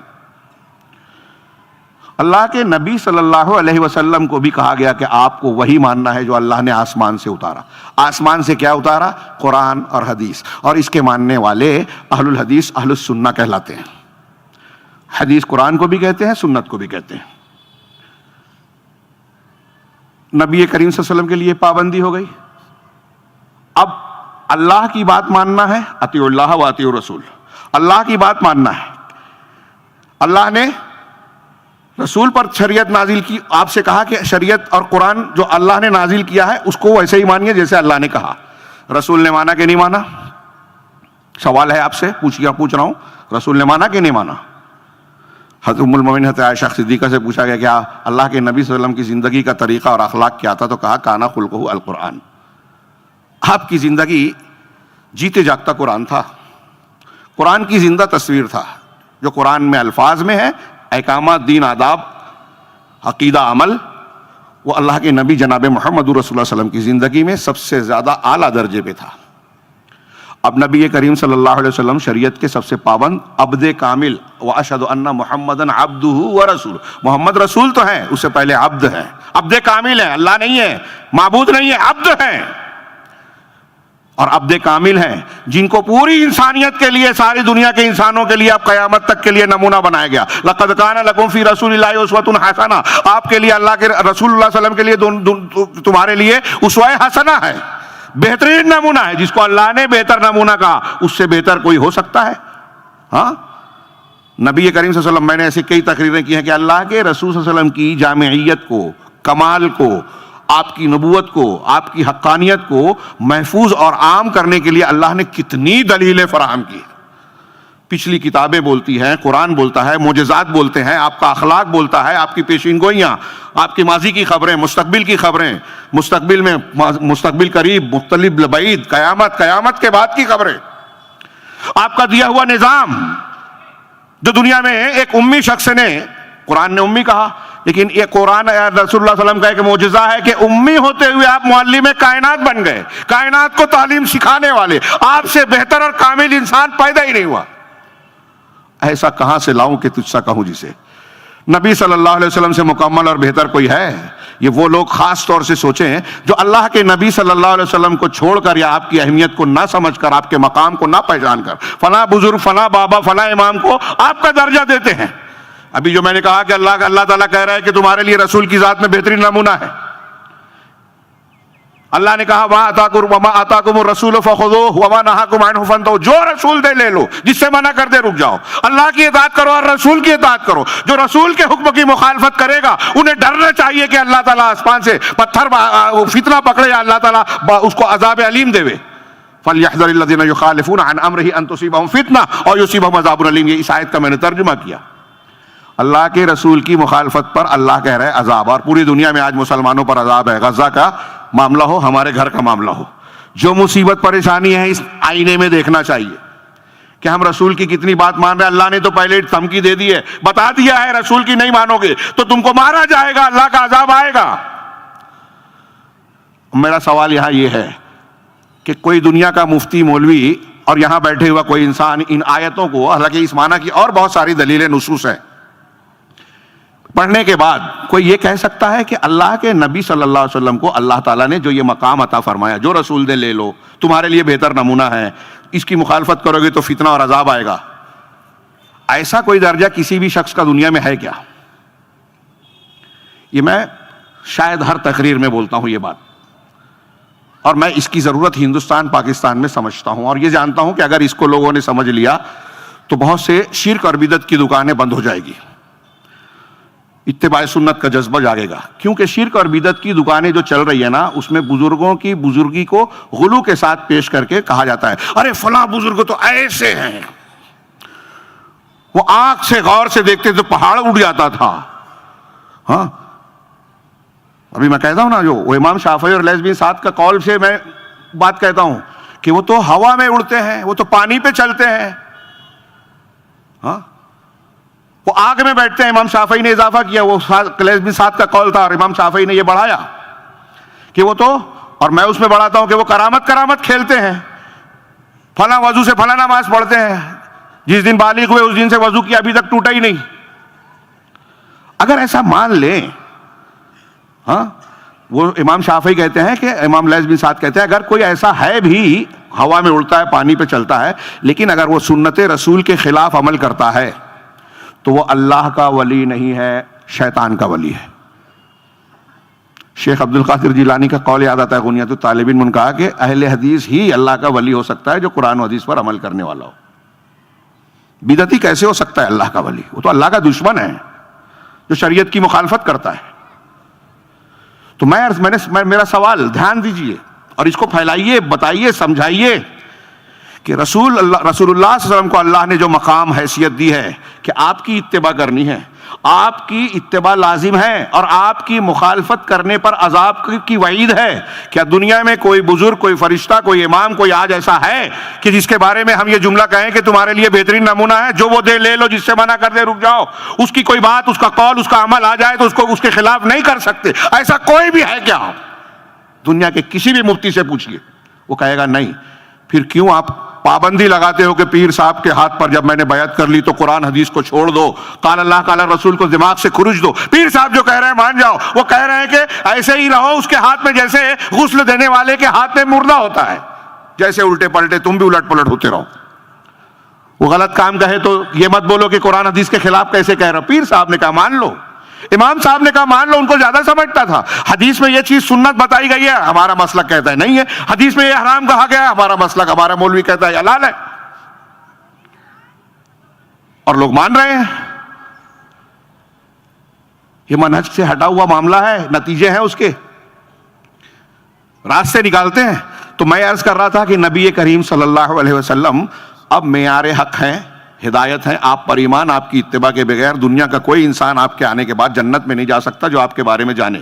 یہ اللہ کے رسول خود صلی اللہ علیہ وسلم نے خود فرمایا ہے، ہاں، کہ تم میں کا کوئی شخص، ہاں، لا والذی نفسی بیدی، لا کیا ہے، لا يدخل الجنہ، کیا ہے، والذی نفسی لا يسمع بی رجل من امتی یہودی کان او نصرانی، میری امت کا کوئی بھی آدمی جو میرے بارے میں سن لے، اس کو علم پہنچ جائے، اور وہ یہودی ہو کہ نصرانی ہو، اگر وہ مجھ پر ایمان نہیں لاتا ثم لم یؤمن بی دخل النار الا دخل النار، وہ ایمان نہیں لایا تو جہنم پکی۔ ابھی ایک کلپ بتایا تھا کسی نے، ڈاکٹر ثاقب نائک، کسی نے پوچھا کہ محمد صلی اللہ علیہ وسلم پر ایمان نہ لا کے بھی کوئی جنت میں جا سکتا ہے کیا؟ تو انہوں نے کیا کہا کہ 0.00001 اس کو چانس ہے۔ ارے کوئی چانس نہیں ہے، 100 نقطے کے بعد بھی ایک کا چانس نہیں ہے۔ یہ ایسے ہمارے گرد گھومتے ہیں اور ہم متاثر ہیں۔ اب ان سے متاثر ہے تو ان کی غلط باتوں پر بھی آمنا صدقنا کہتے ہیں، کوئی رد کرتا ہے تو اس کا رد کرتے ہیں۔ تو پہلا نقطہ عنوان سے متعلق کہ محمد رسول اللہ صلی اللہ علیہ وسلم معیار ہدایت ہیں۔ اب ہم اور آپ کہہ سکتے ہیں، لوگ کہہ سکتے ہیں کہ محمد صلی اللہ علیہ وسلم تو نبی تھے، پیغمبر تھے، آپ کی اتباع کرنی ہے تو ہم کیسے کریں، ہمارا تو درجہ بہت نیچے ہے۔ تو اللہ تبارک و تعالیٰ نے ہمارے اور آپ کو خود رسول اللہ صلی اللہ علیہ وسلم نے بتایا کہ اب اللہ کی اطاعت، رسول کی اطاعت، اللہ تبارک و تعالیٰ کے پیچھے چلنا، اللہ تبارک و تعالیٰ کی شریعت کے پیچھے چلنا، اور اللہ کے رسول صلی اللہ علیہ وسلم کے پیچھے چلنا ویسے اختیار کرو جیسے اللہ کے رسول صلی اللہ علیہ وسلم پر پہل ایمان لانے والے مسلمانوں نے، صحابہ کرام نے کیا۔ عنوان ہے منہج سلف۔ منہج کا معنی طریقہ، راستہ، جتنے مسلک ہیں اتنا منہج ہے۔ سلف کا معنی ہوتا ہے پہلے کے لوگ، یہاں پہلے سے مراد سلف صالحین ہیں، ایمان والے سلف۔ اس زمانے کے اگر کوئی خارجی ہے، کوئی رافضی ہے، کوئی قدری ہے تو وہ سلف میں نہیں ہے۔ اتباع سنت، صحیح عقیدے اور منہج کے ساتھ ہم سلف صالح کہتے ہیں۔ تو سلف صالحین کا منہج، سلف میں کون لوگ ہیں؟ کسی نے کہا صرف صحابہ ہیں، کسی نے کہا صحابہ تابعین ہیں، کسی نے کہا صحابہ تابعین طبع تابعین۔ استدلال اللہ کے رسول کا فرمان خیر الناس قرنی ثم الذین یلونہم ثم الذین یلونہم، سب سے بہتر زمانے کے لوگ، سب سے بہتر لوگ میرے زمانے کے، پھر اس کے بعد، پھر اس کے بعد۔ تو آپ نے بہتر کہا، اس کا مطلب یہ کہ ان کا عقیدہ صحیح ہے، ان کی عبادت درست ہے، ان کا دین صحیح ہے، یہ آپ کی طرف سے قبولیت اور سند تصدیق ہے کہ یہ صحیح مسلمان لوگ ہیں۔ تو ان میں سر فہرست صحابہ کرام ہیں۔ اب صحابہ کرام کے بارے میں اللہ تبارک و تعالیٰ کا ارشاد، ایک دو ارشاد صرف نمونے کا پیش کر رہا ہوں، بیسیوں دلیلیں۔ اللہ تعالیٰ نے کہا فَإِنْ آمَنُوا بِمِثْلِ مَا آمَنْتُمْ بِهِ فَقَدْ اهْتَدَوْا، اگر لوگ ویسے ایمان لے آئے جیسے تم لائے۔ اللہ نے کس کو تم کہا؟ آمنتم، حاضر کا صیغہ ہے، جمع حاضر کا۔ تو کس سے کہا؟ صحابہ سے۔ اس وقت مسلمان کون تھے؟ صحابہ۔ اللہ کہہ رہا ہے کہ جیسے تم ایمان لائے، لوگ اگر ویسے ہی ایمان لے آئے تو ہدایت والے ہو گئے۔ اس کا مطلب صحابہ کرام کا ایمان، صحابہ کرام کا دین ہدایت والا تھا۔ کس کے نظر میں؟ اللہ کی۔ اب رافضی بول رہا ہے کہ شیعہ صحابہ مرتد ہو گئے تھے، نعوذ باللہ۔ مرزا علی انجینئر بول رہا ہے کہ وہ صحابی غلط تھے، انہوں نے غلطی کی۔ حضرت امیر معاویہ کی مخالفت کر رہا ہے، تو حضرت معاویہ کو حضرت حسن نے جو ہے بیعت کر لی تھی۔ تو مرزا سے پوچھئے کہ حضرت حسن کو بھی برا بھلا بولتا ہے وہ، کہ آج آپ ہم سے، ہمارے نوجوانوں سے کہہ رہے ہو کہ امیر معاویہ کو برا نہیں بولو گے تو آپ کا ایمان ٹھیک ٹھاک نہیں ہے، اس سے کوئی مسئلہ حل ہونے والے نہیں ہے، فضولیات بات بلکہ یہ عقیدے کے خلاف ہے۔ تمام صحابہ کو عادل ماننا، اللہ کا مقبول بندہ ماننا، یہ ہمارا عقیدہ ہے، تاریخ نہیں ہے، لکھ لیجئے۔ عقیدے کی ہر کتاب میں ملے گا. قرآن نے جب کہا کہ اللہ ان سے راضی ہے تو آپ کون ہوتے ہیں, میں کون ہوتا ہوں ان سے ناراض ہونے والے. اللہ کو علم تھا کہ ان سے خطائیں ہوئی, اللہ نے اس کو معاف کر دیا. یا ہمارے پاس جو روایتیں ہیں وہ غلط ہیں, یا انہوں نے توبہ کر لی, یا ان کی خطا اجتہادی خطا تھی. یہ اصولی چیزیں ہیں, میں اس کی تفصیل میں نہیں جاتا. صحابہ کے بارے میں یہ اہل سنت کے اصول ہیں کہ ان سے غلطیاں جو بیان کی جاتی ہے یا تو روایت غلط ہے, یا غلطی ہے تو اجتہادی ہے جس پر اللہ اجر دے گا غلطی کے باوجود, یا واقعی غلطی بھی ہے تو انہوں نے توبہ کر لی, یا غلطی ہے بھی تو ان کی غلطیاں قطرہ ہیں اور ان کی نیکیاں سمندر ہیں, اللہ نے ان کو مٹا دیا.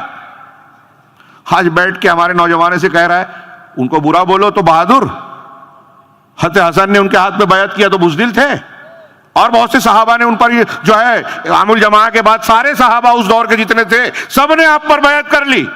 اور آج آپ سکھا رہے ہیں ان کی مخالفت کرو, رافضیت کی تبلیغ کر رہے ہیں سنیوں میں, اور ہمارا نوجوان جو ہے اندھا ہو گیا اس کے پیچھے جا رہے ہیں. عجیب بے وقوفی ہے اور عجیب جہالت اور گمراہی ہے. یہ صحیح منہج سے دوری کا نتیجہ ہے. تو میں عرض کر رہا تھا اللہ تبارک و تعالیٰ نے یہ ایک آیت میں بیان کیا کہ صحابہ کرام کا ایمان ہدایت ہے. وہ آیت بھی دیجیے کہ اللہ کے رسول کے سامنے ہے کہ هو الذی بعث فی الامیین رسولا یتلو علیہم آیاتی ویزکیہم ویعلمہم الکتاب والحکمہ وان کانوا من قبل لفی ضلال مبین. کہ یہ صحابہ اگرچہ پہلے ضلال مبین میں تھے, پہلے تھے من قبل, قرآن کہہ رہا ہے سورہ جمعہ کی آیت پڑھیے, پہلے تھے گمراہی میں, اس کا مطلب اب گمراہ نہیں ہے. قرآن کہہ رہا ہے, رافضی کہہ رہا ہے کہ وہ گمراہ تھے.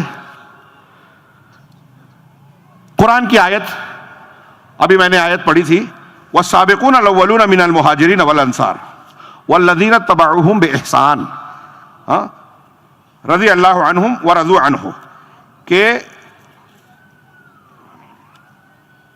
مہاجرین اور انصار میں سے جن لوگوں نے والسابقون الاولون پہل ایمان لانے والے, سبقت کرنے والے, آگے بڑھنے والے مہاجرین اور انصار میں سے جو صحابہ ہیں جنہوں نے پہلے ایمان لایا شروع میں, والذین اتبعوہم بإحسان, اور وہ لوگ, یہ ایک طبقہ ہوا, پہلا نمبر مہاجرین اور انصار جو پہلے ایمان لائے, پھر ان کے بعد جنہوں نے اس کے پیچھے ان کی اتباع کرتے ہوئے احسان کے ساتھ, بھلائی کے ساتھ, بغیر سمجھے بوجھے نہیں, بھلائی کے ساتھ جنہوں نے ان کی پیروی کی, والذین اتبعوہم بإحسان رضی اللہ عنہم ورضوا عنہ, اللہ ان سے راضی ہو گیا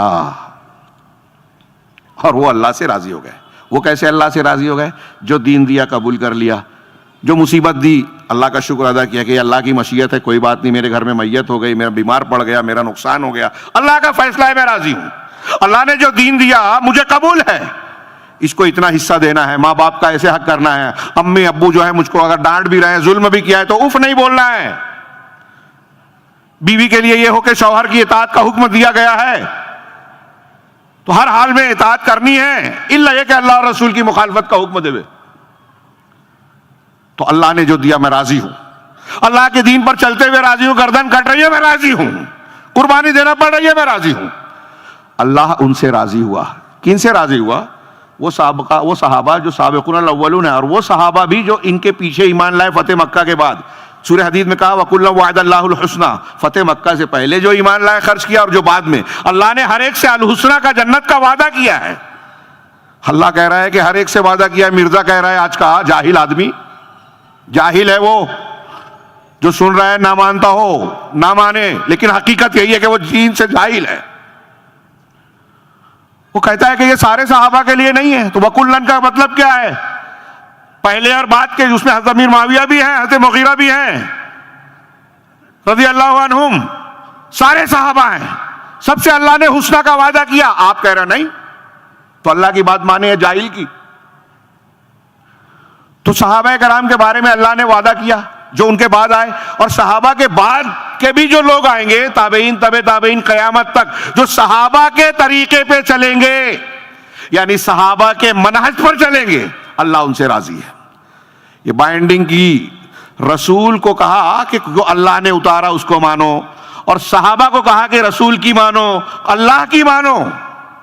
اور ہم کو اور آپ کو کہا کہ صحابہ جیسا ایمان رکھتے تھے ویسا ایمان لانا. یہ ہے سلف کا منہج.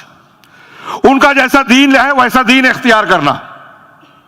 یہ ہم نہیں کہہ رہے ہیں، اسی لیے اہل الحدیث اہل حق پرانے قدیم سے لے کر آج تک صرف یہ نہیں کہتے کہ قرآن حدیث ہم مانتے ہیں، اچھی طرح دماغ میں رکھیے، ہم قرآن و حدیث کو مانتے ہیں، سارے مسلک والے بولتے ہیں۔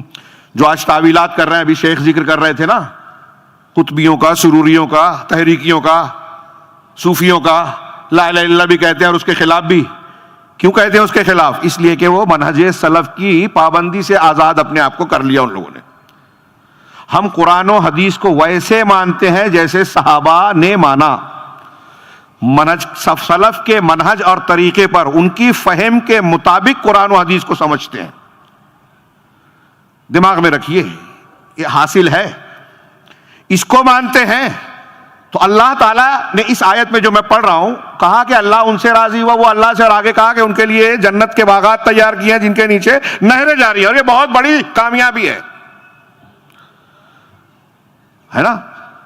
اب اس میں دو طبقوں کا ذکر کیا، ایک پہلے ایمان لانے والے صحابہ، پھر بعد میں اس میں صحابہ بھی ہیں، تابعین بھی ہیں، تبع تابعین بھی، اور پھر ان کی مطابقت میں قیامت تک کے لوگوں کو شامل کیا جا سکتا ہے جو ان کے منہج پر ہے۔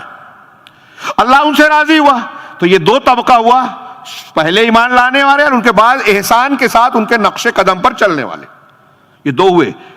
اس کا مطلب کیا ہوا؟ ایک مفہوم مخالف ہوا آیت کا، کہ جو لوگ سابقون الاولون کے طریقے پہ نہیں ہیں، جو لوگ صحابہ کے طریقے پہ نہیں ہیں، ابوبکر صدیق، عمر فاروق، عثمان غنی رضی اللہ عنہم، حضرت علی اور دیگر صحابہ، جو ان کے طریقے پر، ان کے عقیدے، ان کے منہج، ان کی عبادات کے طریقے پہ نہیں ہیں، اللہ ان سے راضی نہیں ہے۔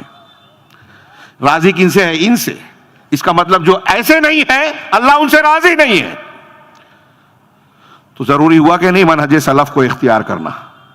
ایک آیت اور پیش کر دوں، اللہ تبارک و تعالیٰ نے سورہ نساء میں ارشاد فرمایا وَمَن يُشَاقِقِ الرَّسُولَ مِن بَعْدِ مَا تَبَيَّنَ لَهُ الْهُدَىٰ، جو ہدایت کے واضح ہو جانے کے بعد، قرآن آ گیا، حدیث آ گئی، آپ اور ہم مان رہے ہیں، لا الہ الا اللہ پڑھا، اس کا مقتضا ہے اللہ تبارک و تعالیٰ کے قانون کو مانا جائے، اللہ کے علاوہ کسی کی عبادت نہ کی جائے، اللہ تبارک و تعالیٰ کے حقوق کو کسی اور کو نہ دیا جائے، لا الہ الا اللہ کا مقتضا، محمد رسول اللہ، ہم نے کلمہ پڑھا، دوسرے شہادتین کا دوسرا جز، یہ محمد صلی اللہ علیہ وسلم کو رسول مانا، تو اب وہ جو دے رہے ہیں لے لو، یہ حلال ہے حلال، وہ حرام ہے حرام، اس کے مقابلے میں کسی کو وہ مقام نہیں ملے گا۔ حضرت عیسیٰ اور موسیٰ علیہ السلام کی بات کا حوالہ دے کے بھی محمد رسول اللہ صلی اللہ علیہ وسلم کی بات کو رد نہیں کیا جا سکتا، تو دوسروں کی کیا حیثیت؟ تو اللہ اور رسول اللہ صلی اللہ علیہ وسلم کا یہ معاملہ بالکل صاف اور واضح ہے۔ یہ واضح ہو جانے کے بعد جو رسول کی مخالفت کرتا ہے، سنت آ گئی نہیں مانتا، اللہ کے رسول کہہ رہے ہیں اس کے خلاف جا رہا ہے کہ میرے امام میرے پیر یہ کہہ رہے ہیں، مرزا یہ کہہ رہا ہے، ڈاکٹر اسرار یہ کہہ رہے ہیں، ڈاکٹر فلاں یہ کہہ رہا ہے، فلاں مفسر قرآن یہ کہہ رہا ہے، اس کی مان رہا ہے، اللہ کے رسول کی نہیں مان رہا، صحابہ کی نہیں مانتا۔ یہ اسی آیت میں ہے وَمَن يُشَاقِقِ الرَّسُولَ مِن بَعْدِ مَا تَبَيَّنَ لَهُ الْهُدَىٰ وَيَتَّبِعْ غَيْرَ سَبِيلِ الْمُؤْمِنِينَ، جو ہدایت کے واضح ہو جانے کے بعد رسول کی مخالفت کرتا ہے اور غیر مومنین کے علاوہ دوسروں کے راستے کی پیروی کرتا ہے۔ جس وقت قرآن کی آیت اتری مومنین کون تھے؟ صحابہ۔ اللہ کہہ رہا ہے ان مومنین کے راستے سے ہٹ کے دوسرا راستہ اختیار کرے۔ ان مومنین کا راستہ کیا تھا؟ رسول کی سنت۔ رسول کا راستہ کیا تھا؟ اللہ کی نازل کی ہوئی شریعت۔ اللہ کہہ رہا ہے کہ جو رسول کے مخالفت کرے، صحابہ کے طریقے سے ہٹ جائے، اس لیے امام شافعی صاحب سے کہتے ہیں صحابہ کا اجماع حجت ہے، اگر کوئی صحابہ کے متفق علیہ مسئلے کا رد کرے تو وہ اس آیت کا رد کر رہا ہے اور بھی دوسری آیتوں کا۔ تو جو مومنوں کے راستے سے ہٹ گیا، اللہ تعالیٰ اس کے بارے میں آگے کیا کہہ رہا ہے؟ صحابہ کے طریقے سے ہٹنے والے کو نُوَلِّهِ مَا تَوَلَّىٰ، وہ جس راستے پہ چل رہا ہے اس کو چلنے دیں گے۔ بدعت و خرافات میں پڑا ہے، جا رہا ہے، توفیق نہیں مل رہی ہے، چلنے دیں گے۔ وَنُصْلِهِ جَهَنَّمَ، اور ہم اسے جہنم رسید کریں گے، جہنم میں پہنچا دیں گے۔ چھوٹی بات ہے کیا یہ؟ کوئی ایک مسلمان، آپ بتائیے، آپ اور ہم یہاں بیٹھے ہوئے ہیں، پوری سنجیدگی سے دل پر ہاتھ رکھ کے پوچھئے، کیا ہم چاہیں گے کہ ہم جہنم میں جائیں، ہمارا بیٹا جائے، ہماری بیوی جائے، ہمارے والدین جائیں، ہمارا فلاں اور فلاں جائے جس سے ہم کو محبت ہے وہ جائے؟ چاہیں گے؟ اگر نہیں چاہتے تو صرف چاہنے سے کافی ہوتا ہے کیا؟ یہ اللہ تعالیٰ نے اصول ضابطے بتائے کہ آپ کو رسول کا طریقہ، اور رسول کا طریقہ اس طریقے پہ جو سلف یعنی صحابہ کا طریقہ تھا اختیار کرنا پڑے گا۔ اگر آپ نے وہ عقیدہ اختیار کیا جو المومنین یعنی صحابہ کا نہیں تھا تو آپ گمراہ ہیں۔ اگر آپ نے وہ عبادت کی جو صحابہ نہیں کرتے تھے تو آپ بدعت کر رہے ہیں۔ اگر آپ اس چیز کو حرام مان رہے ہیں جس کو صحابہ حلال مانتے تھے تو آپ ان کے مخالف راستے پر چل رہے ہیں۔ اس قرآن کی آیت کے مطابق اس راستے پہ ہم چلنے دیں گے، چھوڑ دیں گے اور جہنم میں پہنچا دیں گے وساعت مسیرہ، اور یہ بہت برا ٹھکانہ ہے۔ یہ حدیث، یہ آیت اور آیتیں ہیں۔ میں ایک محمد رسول اللہ والذین آمنوا، چلیے اس کو چھوڑتا ہوں۔ سورہ فتح کی آخری آیت، اللہ تعالیٰ نے صحابہ کی تعریف کی، ان کا عمل بتایا، ان کے بارے میں ظاہری اور باطنی تعریف کی۔ سیماہم فی وجوہہم من اثر السجود ذالک مثلہم فی التوراۃ۔ کیا ہے آگے کہا کہ یبتغون فضلا من اللہ ورضوانا۔ قرآن نے صحابہ کے بارے میں کہا محمد الرسول اللہ والذین آمنوا معہ اشداء علی الکفار رحماء بینہم۔ میں چاہ رہا تھا کہ وقت نہیں بچے گا اس لیے اس کو سرسری ذکر کر دوں کہ محمد اللہ کے رسول ہیں اور جو ان کے ساتھ ہیں یعنی صحابہ، والذین اشداء علی الکفار، کفار پر سخت ہیں اور مسلمانوں پر رحم دل۔ ابھی شیخ کلمہ توحید کا لا الہ الا اللہ کے تقاضوں میں سرسری ذکر کر رہے تھے، میرے آنے سے پہلے ہو سکتا ہے تفصیلی ذکر ہو، ولا اور برا کا۔ آج لوگ یہ سمجھتے ہی نہیں ہیں۔ توحید کا سرا ہے، یہ بنیاد کہہ لیجئے، سب سے اہم بلندی کی چیز۔ جس کے اندر توحید ہوگی وہ اللہ کے لیے محبت کرے گا، اللہ کے محبوب بندوں سے محبت کرے گا، اللہ کے دشمنوں سے نفرت کرے گا۔ یہ ہمارے گھر میں بھی ہوگا، ساس بہو کا جھگڑا ہے، بھائی بھائی کا جھگڑا ہے، کس کا ساتھ دیں؟ جو اللہ کے دین کے مطابق تائید کا حقدار ہے اس کا ساتھ دیں۔ گھر سے لے کے سعودی عرب، ترکی، ایران، وہاں تک کے معاملات۔ ہاں، ڈاکٹر اسرار، ڈاکٹر ذاکر نائک، یہ ولا اور برا ہے۔ اگر وہ بدعت اور شرک اور کفر بیان کر رہے ہیں اور ہم رد نہ کریں تو ولا برا نہیں، ہم توحید والے نہیں ہیں۔ آپ کہہ رہے ہیں شدت پسند، نہیں، یہ اسلام پسندی ہے۔ یہ توحید پر عمل کرنا ہے کہ بدعتی کو بدعتی بولو، شرک کا رد کرو۔ شرک اور بدعت کو رد نہیں کیا تو سنت اور توحید محفوظ ہی نہیں رہے گی۔ تمام انبیاء نے یہی کیا۔ صرف فضائل بیان کرنا دین نہیں ہے۔ میں بہت سمجھ بوجھ کے کہہ رہا ہوں، سمجھیے۔ آپ شرک کر رہے ہیں اور میں آپ کو بتاؤں کہ مسواک کی بڑی اہمیت فضیلت ہے، کھانے کے یہ آداب ہیں، کھانے کے آداب ہیں، فلاں چیز کے یہ آداب ہیں، فضائل یہ ہیں۔ چاشت کی بہت فضیلت ہے، چاشت کی نماز پڑھا کرو، تہجد پڑھا کرو، سبحان اللہ الحمدللہ، یہ فضیلت ہے، بالکل صحیح۔ اب وہ غلط صحیح جانے دیجئے، جو صحیح ہے اسی کو بیان کر رہے ہیں۔ میں سمجھا رہا ہوں، ہنسنے کی نہیں، غور کرنے کی بات ہے۔ آپ نے فضیلتیں خوب بنا دی، خوب اختیار کر لی، محنت کر رہے ہیں اس پہ، غور کیجئے۔ اپنی یہ عبادات آپ چاہیں گے کیا ضائع ہو جائے؟ آپ خوب عبادت کر رہے ہیں، خوب ذکر و اذکار کر رہے ہیں، چاہیں گے کہ ضائع ہو جائے؟ آپ کا حج ضائع ہو جائے؟ آپ لاکھوں روپیہ رمضان میں غیر رمضان میں خرچ کر رہے ہیں، کیا آپ چاہتے ہیں کہ اللہ کے یہاں قبول نہ ہو؟ حضرت حسن نے کہا نا کہ مومن نیکیاں کر کے بھی ڈرتا ہے کہ کہیں اللہ کے یہاں رد نہ ہو جائے، قبول نہ ہو۔ تو آپ نہیں ڈرتے؟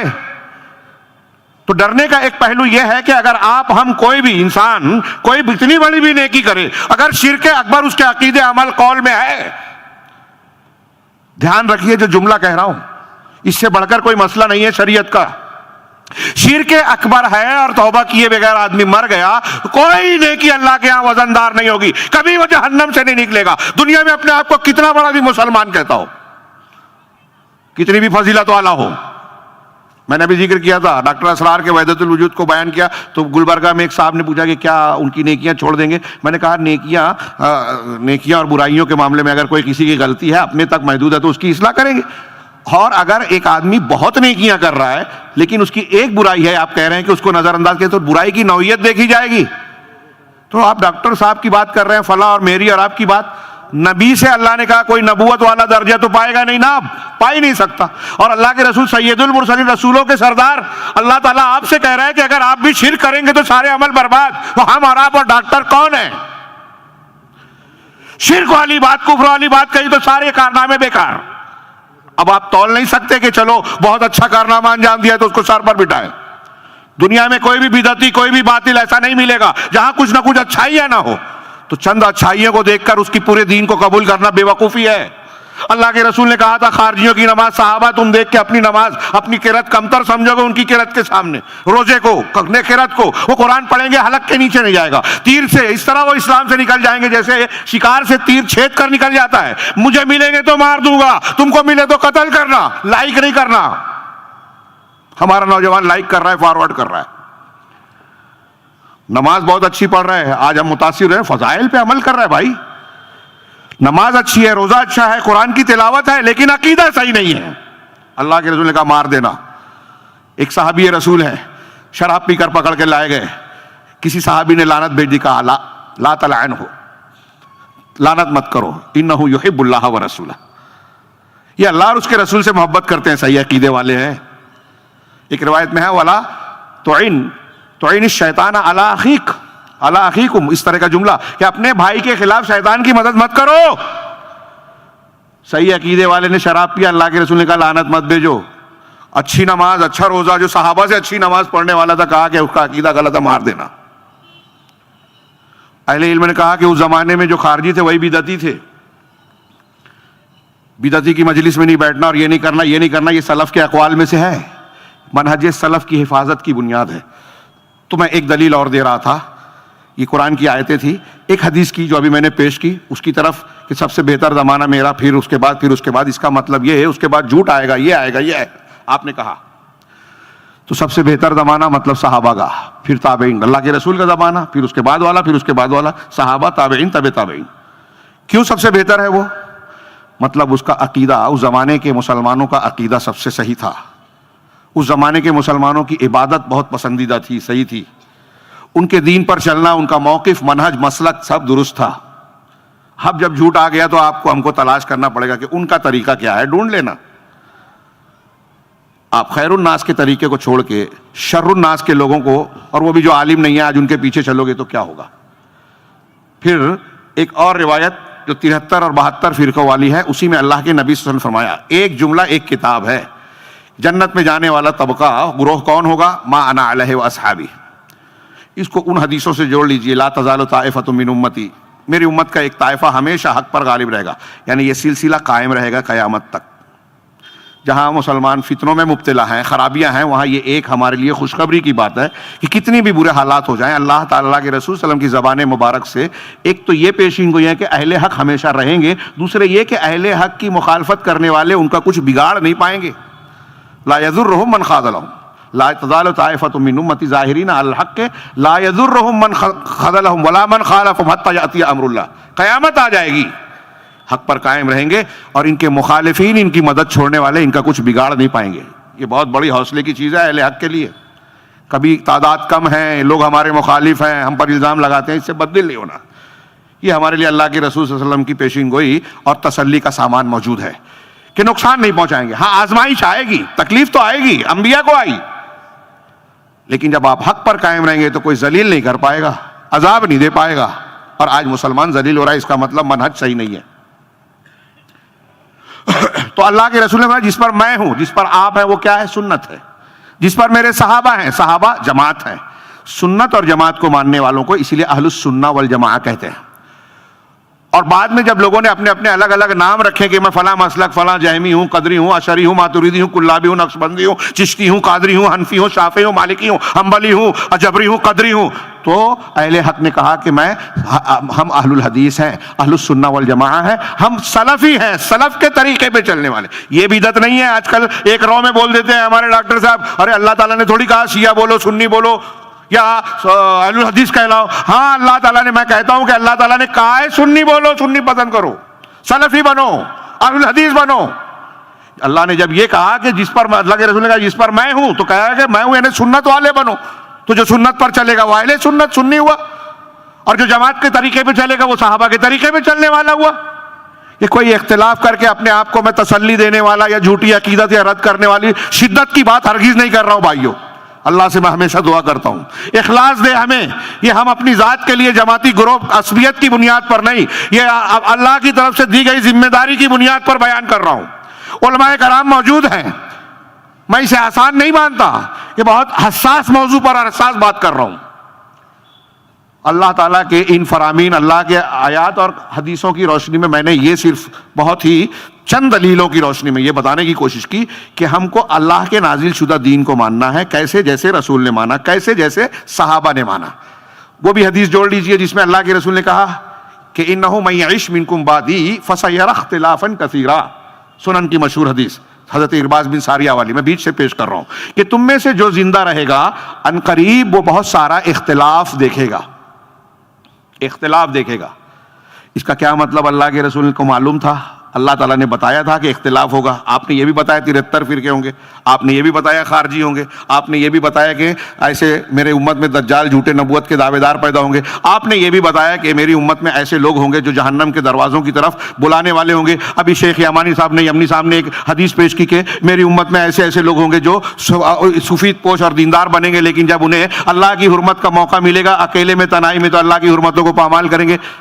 یہ اللہ کے رسول صلی اللہ علیہ وسلم نے سب بیان کیا کہ اختلاف ہوگا، فرقے بنیں گے، تو یہ نہیں کہا کہ فلاں امام کا دامن تھام لینا، فلاں سلسلے پر بیعت ہو جانا، فلاں بزرگ اور فلاں دانشور کے پیچھے چلنے لگنا، نہیں۔ علیکم بسنتی، تم پر میری سنت لازم ہے۔ امام زہری کہتے تھے کہ دنیا میں جو گمراہیاں ہیں، فتنے ہیں، وہ گھر سے لے کے باہر کی عقیدے کی سب چیزیں، ان گمراہیوں کے سیلاب اور طوفان میں بچنے کا صرف ایک ہی نسخہ ہے کہ آپ سنت کی کشتی پر سوار ہو جائیں۔ یہ امام مالک بھی کہتے ہیں، امام زہری بھی کہتے ہیں، قریب قریب۔ تو علیکم بسنتی، میری سنت کو، فلاں منہج فلاں طریقہ نہیں۔ اللہ کے رسول صلی اللہ علیہ وسلم کو ہم مانتے ہیں نا، قیامت تک کے مسائل کا حل بتایا، تو یہ کیوں نہیں مانتے لوگ؟ یہ مان لیں تو بہت سارے مسئلہ ختم ہو جائیں، لیکن مسلمان کہتا ہوا ہے جو کرتا نہیں، کرتا ہوا ہے جو حکم نہیں دیا گیا، بدعت پہ اختیار کیے ہوئے۔ ھذا امر قد قدر، یہ امتحان گاہ ہے۔ تو اللہ کے رسول صلی اللہ علیہ وسلم نے فرمایا کہ میری سنت لازم ہے، اور میرے بعد وَسُنَّةِ الْخُلَفَاءِ الرَّاشِدِينَ الْمَهْدِيِّينَ مِن بَعْدِي، میرے بعد میرے ہدایت یافتہ خلفائے راشدین کی پیروی کرنا، جو ہدایت پر ہیں ان کو مضبوطی سے، عَزُّوا عَلَيْهَا بِالنَّوَاجِذ، اپنے دانتوں سے اس کو پکڑ لینا مضبوطی سے۔ اللہ کے رسول صلی اللہ علیہ وسلم کوئی ایسے ہی بات کہہ رہے ہیں کیا؟ معمولی ہے، سرسری طور سے سن کے ہم یوں ہی بھول جائیں؟ یہ دوسرے مسلک ماننے والے ذرا پڑھیں، اس کو غور کریں۔ نبی کریم صلی اللہ علیہ وسلم کتنی دردمندی سے امت کا حل بتا رہے ہیں کہ اختلافات ہوں گے تو یہ مسلک وہ منہج میں مت جانا، میرے اور میرے خلفائے راشدین کے طریقے پہ چلنا۔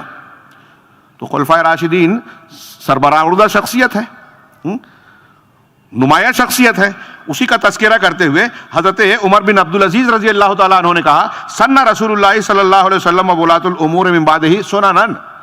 منہج سلف کے لیے یہ ان کا قول جو ہے یہ میں بہت اہم مانتا ہوں۔ وہ وقت ختم ہو رہا ہے، بہت اہمیت کا حامل ہے۔ کیا اگر دو ہے؟ الحمدللہ۔ تو صحابہ کرام، کیا کہہ رہا تھا میں؟ ہاں، حضرت عمر بن عبدالعزیز رحمہ اللہ کا یہ قول جو ہے یہ گانٹ باندھ لینا چاہیے، ہمارے گھروں میں لکھ کے لگا دینا چاہیے نوجوانوں کو کہ اس کو پکڑ لیجئے۔ یہ منہج سلف کی اہمیت بتانے والا اور اس کی پابندی کرنے کا حکم دینے والا۔ حضرت عمر بن عبدالعزیز 5ویں خلیفہ راشد کہلاتے ہیں، 99 ہجری میں خلیفہ بنے، اور خلیفہ بننے کے بعد پہلے امیر تھے، غریب ہو گئے۔ آج ہمارے ہاں ایک کارپوریشن میں، میونسپلٹی میں کوئی جاتا ہے، جھوپڑے والا جاتا ہے تو سال بھر میں بلڈنگ میں آ جاتا ہے، یہاں الٹا تھا۔ تو کہا کہ اللہ کے رسول صلی اللہ علیہ وسلم نے اور آپ کے بعد آپ کے ولاۃ امور نے، یعنی خلفائے راشدین، اس میں سر فہرست ہیں، کچھ سنتیں اور طریقے متعین کر دیے۔ ہاں، سنتیں، طریقے بتا دیے اللہ کے رسول صلی اللہ علیہ وسلم نے اور آپ کے بعد کے خلفائے راشدین نے۔ حضرت عمر بن عبدالعزیز کہہ رہے ہیں الاخذ بها اتباع لکتاب اللہ۔ ہم نے جو تفصیل بیان کی یہ ہمارے اسلاف کی عبارتیں کم اور مضمون زیادہ ہوتا تھا، 4 لائن میں پوری کتاب ہے۔ حضرت عمر بن عبدالعزیز کہتے ہیں کہ اس کو پکڑنا جو سنتیں اللہ کے رسول اور ان کے متبعین، ان کے ولاۃ امور نے، خلفائے راشدین نے متعین کی ہیں، ان کی اتباع کا، ان کو اختیار کرنا، یہ اللہ کی کتاب کی اتباع ہے، قرآن کا ماننا ہے۔ ہاں، واستکمال لطاعت اللہ، اور اللہ کی اطاعت کو کمال تک پہنچانا ہے۔ یعنی آپ چاہتے ہیں کہ اللہ کی اطاعت کرنے کا جو حکم دیا گیا ہم اس پر عمل کریں، تو رسول کی سنتوں اور خلفائے راشدین یعنی صحابہ کی سنتوں کو پورا کرنا ہے، اس کو پکڑنا ہے۔ وَقُوَّةٌ عَلَى دِينِ اللَّهِ، اور اللہ کے دین کے سلسلے میں یہ قوت ہے انسان کی۔ ہاں، لَيْسَ لِأَحَدٍ مِّنَ الْخَلْقِ تَغْيِيرُهَا، بڑی پیاری بات کہ انسانوں میں سے کسی کے لیے یہ اختیار نہیں ہے، کوئی بڑے سے بڑا امام ہو، پیر ہو، ہاں فلاں ہو، ہوا میں اڑنے والا، پانی پہ چلنے والا، پانی میں اڑنے والا، ہوا میں تیرنے والا، کرامت کھیلنے والا، کسی کو اختیار اور حق نہیں ہے کہ وہ ان کو بدل دے وے، ان سنتوں کو، کہ نہیں ایسا نہیں ایسا، سنت رسول کے خلاف کچھ بیان کر دے وے، ولا تبدیلا، نہ ان کو تبدیل کر سکتا ہے اور نہ ان کو متغیر کر سکتا ہے، ولا نظر فی شیء خالفها، اور بلکہ ایسی چیز جس کی قرآن و حدیث یا ان سنتوں کی جو لوگ مخالفت کر رہے ہیں اس میں دیکھنا بھی جائز نہیں ہے۔ اللہ اکبر۔ اب اگر مرزا صحابہ کرام کو برا بھلا کہہ رہا ہے، حضرت عائشہ حضرت معاویہ کو متہم کر رہا ہے، رافضیت کو پیش کر رہا ہے، قبر پہ آج کل ایک کلپ دیکھی میں نے، اس کا چھوٹا سا حصہ، کہتے ہیں اللہ کے رسول صلی اللہ علیہ وسلم یا اولیاء اور صالحین کی قبر بھی شاعر اسلام میں سے، وہاں دعا کر سکتے ہیں، فضیلت ہے، شرک کا دروازہ کھولنے والا۔ شیعوں اور بریلیوں کی عبارت سے استدلال کیا، مطلب وہ اس کے ہم معنی باتیں کہی، اور ہمارا نوجوان اس سے متاثر ہے۔ تو اللہ حضرت عمر بن عبدالعزیز کہہ رہے ہیں کہ اگر وہ قرآن و حدیث کی مخالفت کر رہا ہے تو کوئی بھی ہو، کتنے بھی لائک کرنے والے لوگ ہوں اس کو دیکھنا بھی نہیں چاہیے۔ تو آپ اس کو دیکھ رہے ہیں، سن رہے ہیں، فارورڈ کر رہے ہیں، دفاع کر رہے ہیں، کتنی بڑی گمراہی ہے یہ۔ اور آگے کہا من اہتدی بہا فہو مہتد، جو اس راستے کی ہدایت پا گیا، توفیق پا گیا، تو وہ ہدایت والا ہے۔ اس کو لازم پکڑ لیا جس نے سلف کا یہ منہج، وہ ہدایت والا ہے۔ ومن انتصر بہا فہو منصور، اور جو اس پہ غالب ہو گیا، جس کو اس میں مدد مل گئی تو وہ مدد کیا ہوا ہے، اللہ کی طرف سے اس کو نصرت ملی ہے، توفیق ملی ہے۔ ومن خالفہا، اور جو اس کی مخالفت کرتا ہے نبی اور خلفائے راشدین اور ولاۃ امور کے طریقے کی، ومن خالفہا اتبع غیر سبیل المومنین، یہ جو قرآن کی آیت ابھی میں نے پڑھی اسی کی روشنی میں، کہ اس نے مومنوں کے راستے سے ہٹ کر دوسرے راستے کی اتباع کی، نتیجہ کیا نکلے گا؟ وَوَاللَّهُ اللَّهُ مَا تَوَلَّى، اور اللہ اس کو اسی راستے پر ڈال دے گا جس پر وہ چل رہا ہے، وَأَصْلَاهُ جہنم، اسے جہنم رسید کر دے گا، وَسَاءَتْ مَصِيرًا، اور یہ بہت برا ٹھکانہ ہے۔ ان تفصیلات کی روشنی میں یہ پتہ چلا کہ منہج سلف کی پابندی ضروری ہے، قرآن اور سنت کو ویسے ماننا ہے جیسے صحابہ نے مانا۔ صحابہ اللہ کے رسول صلی اللہ علیہ وسلم کے پہلے شاگرد تھے، قرآن کی زبان کو بعد والوں سے سب سے زیادہ سمجھنے والے تھے، اس ماحول اور مقصد کو سب سے زیادہ معلوم تھا ان کو کہ کس معاملے میں کون سی آیت نازل ہوئی، اس کا معنی کیا ہے۔ اگر کہیں کوئی دقت ہو رہی ہے تو اللہ کے رسول صلی اللہ علیہ وسلم سے رجوع کر کے اس کے معنی کو سمجھنے والے تھے۔ تو صحابہ کرام کو ہر اعتبار سے اولیت اور عقدہ کیا ہے، سبقت حاصل ہے۔ امام ابن تیمیہ، امام شافعی، امام ابو حنیفہ رحمہ اللہ کے اقوال ہیں کہ صحابہ کرام عقیدے میں، ایمان میں، اللہ کے دین کے لیے قربانی دینے میں، دین کی ہر فضیلت میں بعد والوں میں سب سے اونچے تھے۔ اب کیسے آپ کہہ سکتے ہیں کہ فلاں بزرگ، فلاں پیر، فلاں امام آپ کو زیادہ اچھے لگتے ہیں صحابہ کرام سے؟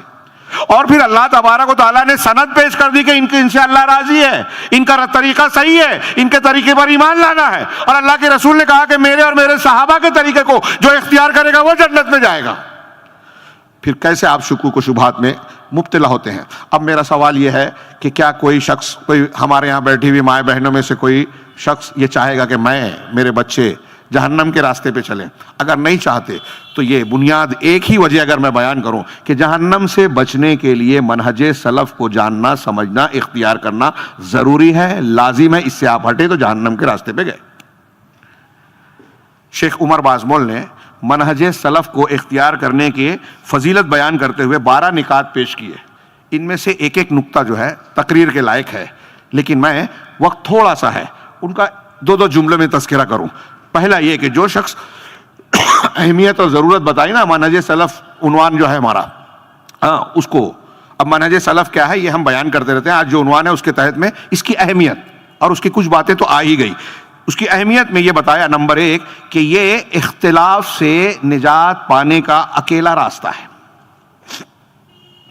ہمارے ہاں لوگ آج کل دعوتیں دیتے ہیں، ارے یہ شدت پسندی کرتے ہیں، ٹھیک ہے آپ شدت نہیں کرتے تو آپ کے پاس اختلاف کی کیا شکل ہے؟ جتنے لوگ یہ بات کرتے ہیں اہل الحدیث کو کہتے ہیں کہ یہ شرک ہے، یہ بدعت ہے، یہ مت بولو، ہاں وہ بھی صحیح، یہ بھی صحیح، گائے بھی گابن، بیل بھی گابن، سب کو صحیح بولتے جاؤ۔ ہاں شرک کر رہا ہے، میلاد پڑھ رہا ہے، فاتحہ پڑھ رہا ہے، سب کوئی کچھ مت بولو، سب ایک ہو جاؤ. تو کیا یہ اللہ کی کتاب ہے؟ وَاعْتَصِمُوا بِحَبْلِ اللَّهِ ڈاکٹر ذاکر نائک نے بھی پیش کیا. اللہ کی رسی کس کو بولتے ہیں؟ اس رسی کو پکڑ لو اور فرقہ فرقہ نہ بنو. رسی کیا ہے؟ اب وہ کہتے ہیں کہ جھگڑا مت کرو، جو جیسا کر رہا ہے کرنے دو. ارے جب جیسا کر رہا ہے ویسا کرنے دو، یہ کہہ رہے ہو تو اللہ کی رسی کو پکڑ ہی نہیں رہے ہو. جو شرک کر رہا ہے وہ اللہ کی رسی کو پکڑتا تو توحید کرتا، شرک سے توبہ کرتا. اللہ کی رسی کو پکڑنے والا بدعت نہیں کر سکتا. اللہ کی رسی کو پکڑنے والا جو ہے خرافات اور نئے نئے مذہب اختیار نہیں کرے گا. صحابہ کرام کے زبان کے شان میں شاد تان و تشریح نہیں کرے گا. امہات المومنین کو برا بھلا نہیں کہے گا. بدعتیوں کا ساتھ نہیں دے گا. حلال کو حرام اور حرام کو حلال نہیں بنائے گا یہودیوں کی طرح. تو اللہ کی رسی کو مضبوطی سے پکڑیں گے تو اختلاف ختم ہوگا. اور دوسرا بھی وہی ہے کہ یہ افتراق، فرقہ بندی سے بچنے کا راستہ بس یہی ہے. جو لوگ آج اتحاد و اتفاق کی دعوت دے رہے ہیں وہ یہ لکھ لیں اپنے ذہن و دماغ میں اور یہ عقیدہ بنائیں کہ اتحاد و اتفاق قرآن و حدیث کو صحابہ کے طریقے پہ ماننے میں ہے. اور اس کا سب سے بنیادی نقطہ ہے توحید. ڈاکٹر ذاکر نائک نے کہا کہ اللہ تعالیٰ نے تو یہود و نصارہ کے بارے میں کہا کہ تعالوا الی کلمۃ سواء بیننا وبینکم، ہمارے اور تمہارے درمیان جو کلمہ سوا ہے، مشترک کلمہ ہے، اس پر اکٹھا ہو جاؤ. بالکل صحیح ہے. تو کیا ہے مشترک کلمہ؟ اللہ نے آگے خود کہا اللہ نعبد الا اللہ، اللہ کے سوا کسی کی عبادت نہ کرے، ولا نشرک بہ شیئا، اور اس کے ساتھ کچھ بھی شرک نہ کریں. اگر قرآن و اگر یہود و نصارہ اس بنیاد پہ آ جائیں کہ اللہ کے سوا کسی کو کچھ اللہ کا شریک نہ ٹھہرائیں تو پھر اتحاد ہو سکتا ہے. لیکن کیا انہوں نے اپنا شرک چھوڑا؟ یا عیسائیوں نے یہ بولا کہ ہم حضرت عیسیٰ کو اللہ کا بیٹا نہیں مانتے، رسول مانتے ہیں، اللہ کا پیغمبر مانتے ہیں، روح اللہ کلمۃ اللہ اگرچہ ہے لیکن اللہ کے بیٹے نہیں ہیں؟ کیا یہودیوں نے اپنا شرک و کفر چھوڑا؟ اس کلمے پر اکٹھا ہوئے. ایسے ہی کلمہ سوا ہمارے اور آپ کے درمیان توحید ہے تو توحید پر آ جاؤ. آپ کہتے ہو کہ بھئی شرک کرو، قبر پہ جاؤ. ہاں شیخ عبد القادر جیلانی رحمہ اللہ فلاں بزرگ اور فلاں اولیاء کو بھی اللہ کا حق دو، مردوں کو زندہ کرنے والا، کائنات کا نظام چلانے والا، کتب ابدال اور فلاں کو مانو. حضرت اہل بیت کو الہ مانو، ان کو پکارو، ان کو عالم الغیب مانو، رسول اللہ صلی اللہ علیہ وسلم کو نور مجسم اور اللہ کے جیسا ان کو مان لو. اور دوسرے کہہ رہے ہیں شرک، دونوں میں اتحاد کیسے ہوگا؟ کیسے آپ نے مل کر رسی پکڑی؟ جب مل کر رسی پکڑنے کا مطلب یہی ہے کہ منہج سلف صحابہ کی طرح قرآن و حدیث کو سب ماننے لگو، تو تبھی تو منہج کو رسی کو پکڑنا ہے. اور اس طریقے کو اختیار کرنے میں ہی اتحاد و اتفاق ہے. باقی جو اتحاد و اتفاق کی بات کرتے ہیں وہ کوئی شکل صورت بعض جزوی اعتبار سے تو ہو سکتی ہے، حقیقی اتحاد و اتفاق ہو ہی نہیں سکتا. تیسری چیز منہج سلف کو اختیار کرنے کا یہ ہے کہ انہ سبیل الہدایت من الضلال، کہ منہج سلف واحد راستہ ہے کہ آپ ہر قسم کی گمراہی سے بچ کر ہدایت پر آ جائیں. اہدنا الصراط المستقیم کی دعا اسی وقت آپ قبول ہوئی مانیے جب آپ صحابہ کے طریقے پر، عقیدے میں، ایمان میں، حلال حرام میں، عبادت میں صحابہ کے طریقے پر ہو. تو یہی ہدایت ہے. میں نے کتنی آیتیں پیش کی، وَإِن كَانُوا مِن قَبْلُ ذَلِكَ لَفِي فَإِنْ آمَنُوا بِمِثْلِ آمَنْتُمْ بِهِ فَقَدْ اهْتَدَوْا. صحابہ کا طریقہ ہدایت ہے، مطلب جو صحابہ کے طریقے کے خلاف ہے وہ گمراہی ہے. تو آپ اور ہم چاہتے ہیں بعد میں کتنے فرقے کیسے بنے؟ صحابہ کا ایک اصول اور دین کا ایک ڈھرا چلا آ رہا تھا، ایک نیا اصول کسی نے بنایا اور نیا راستہ اختیار کر لیا. کسی نے اللہ تعالیٰ کے اسماء و صفات کے سلسلے میں نیا اصول بنا لیا، کسی نے تقدیر کے سلسلے میں افراد، کسی نے تفرید اختیار کر لی. صحابہ کے بارے میں، ایمان کے معنی کے بارے میں الگ الگ راستے اختیار کیے، الگ الگ فرقے بنتے گئے. صحابہ کے طریقے پہ جو چلتا رہا وہ ہدایت پر قائم ہے، گمراہی سے بچا ہوا ہے.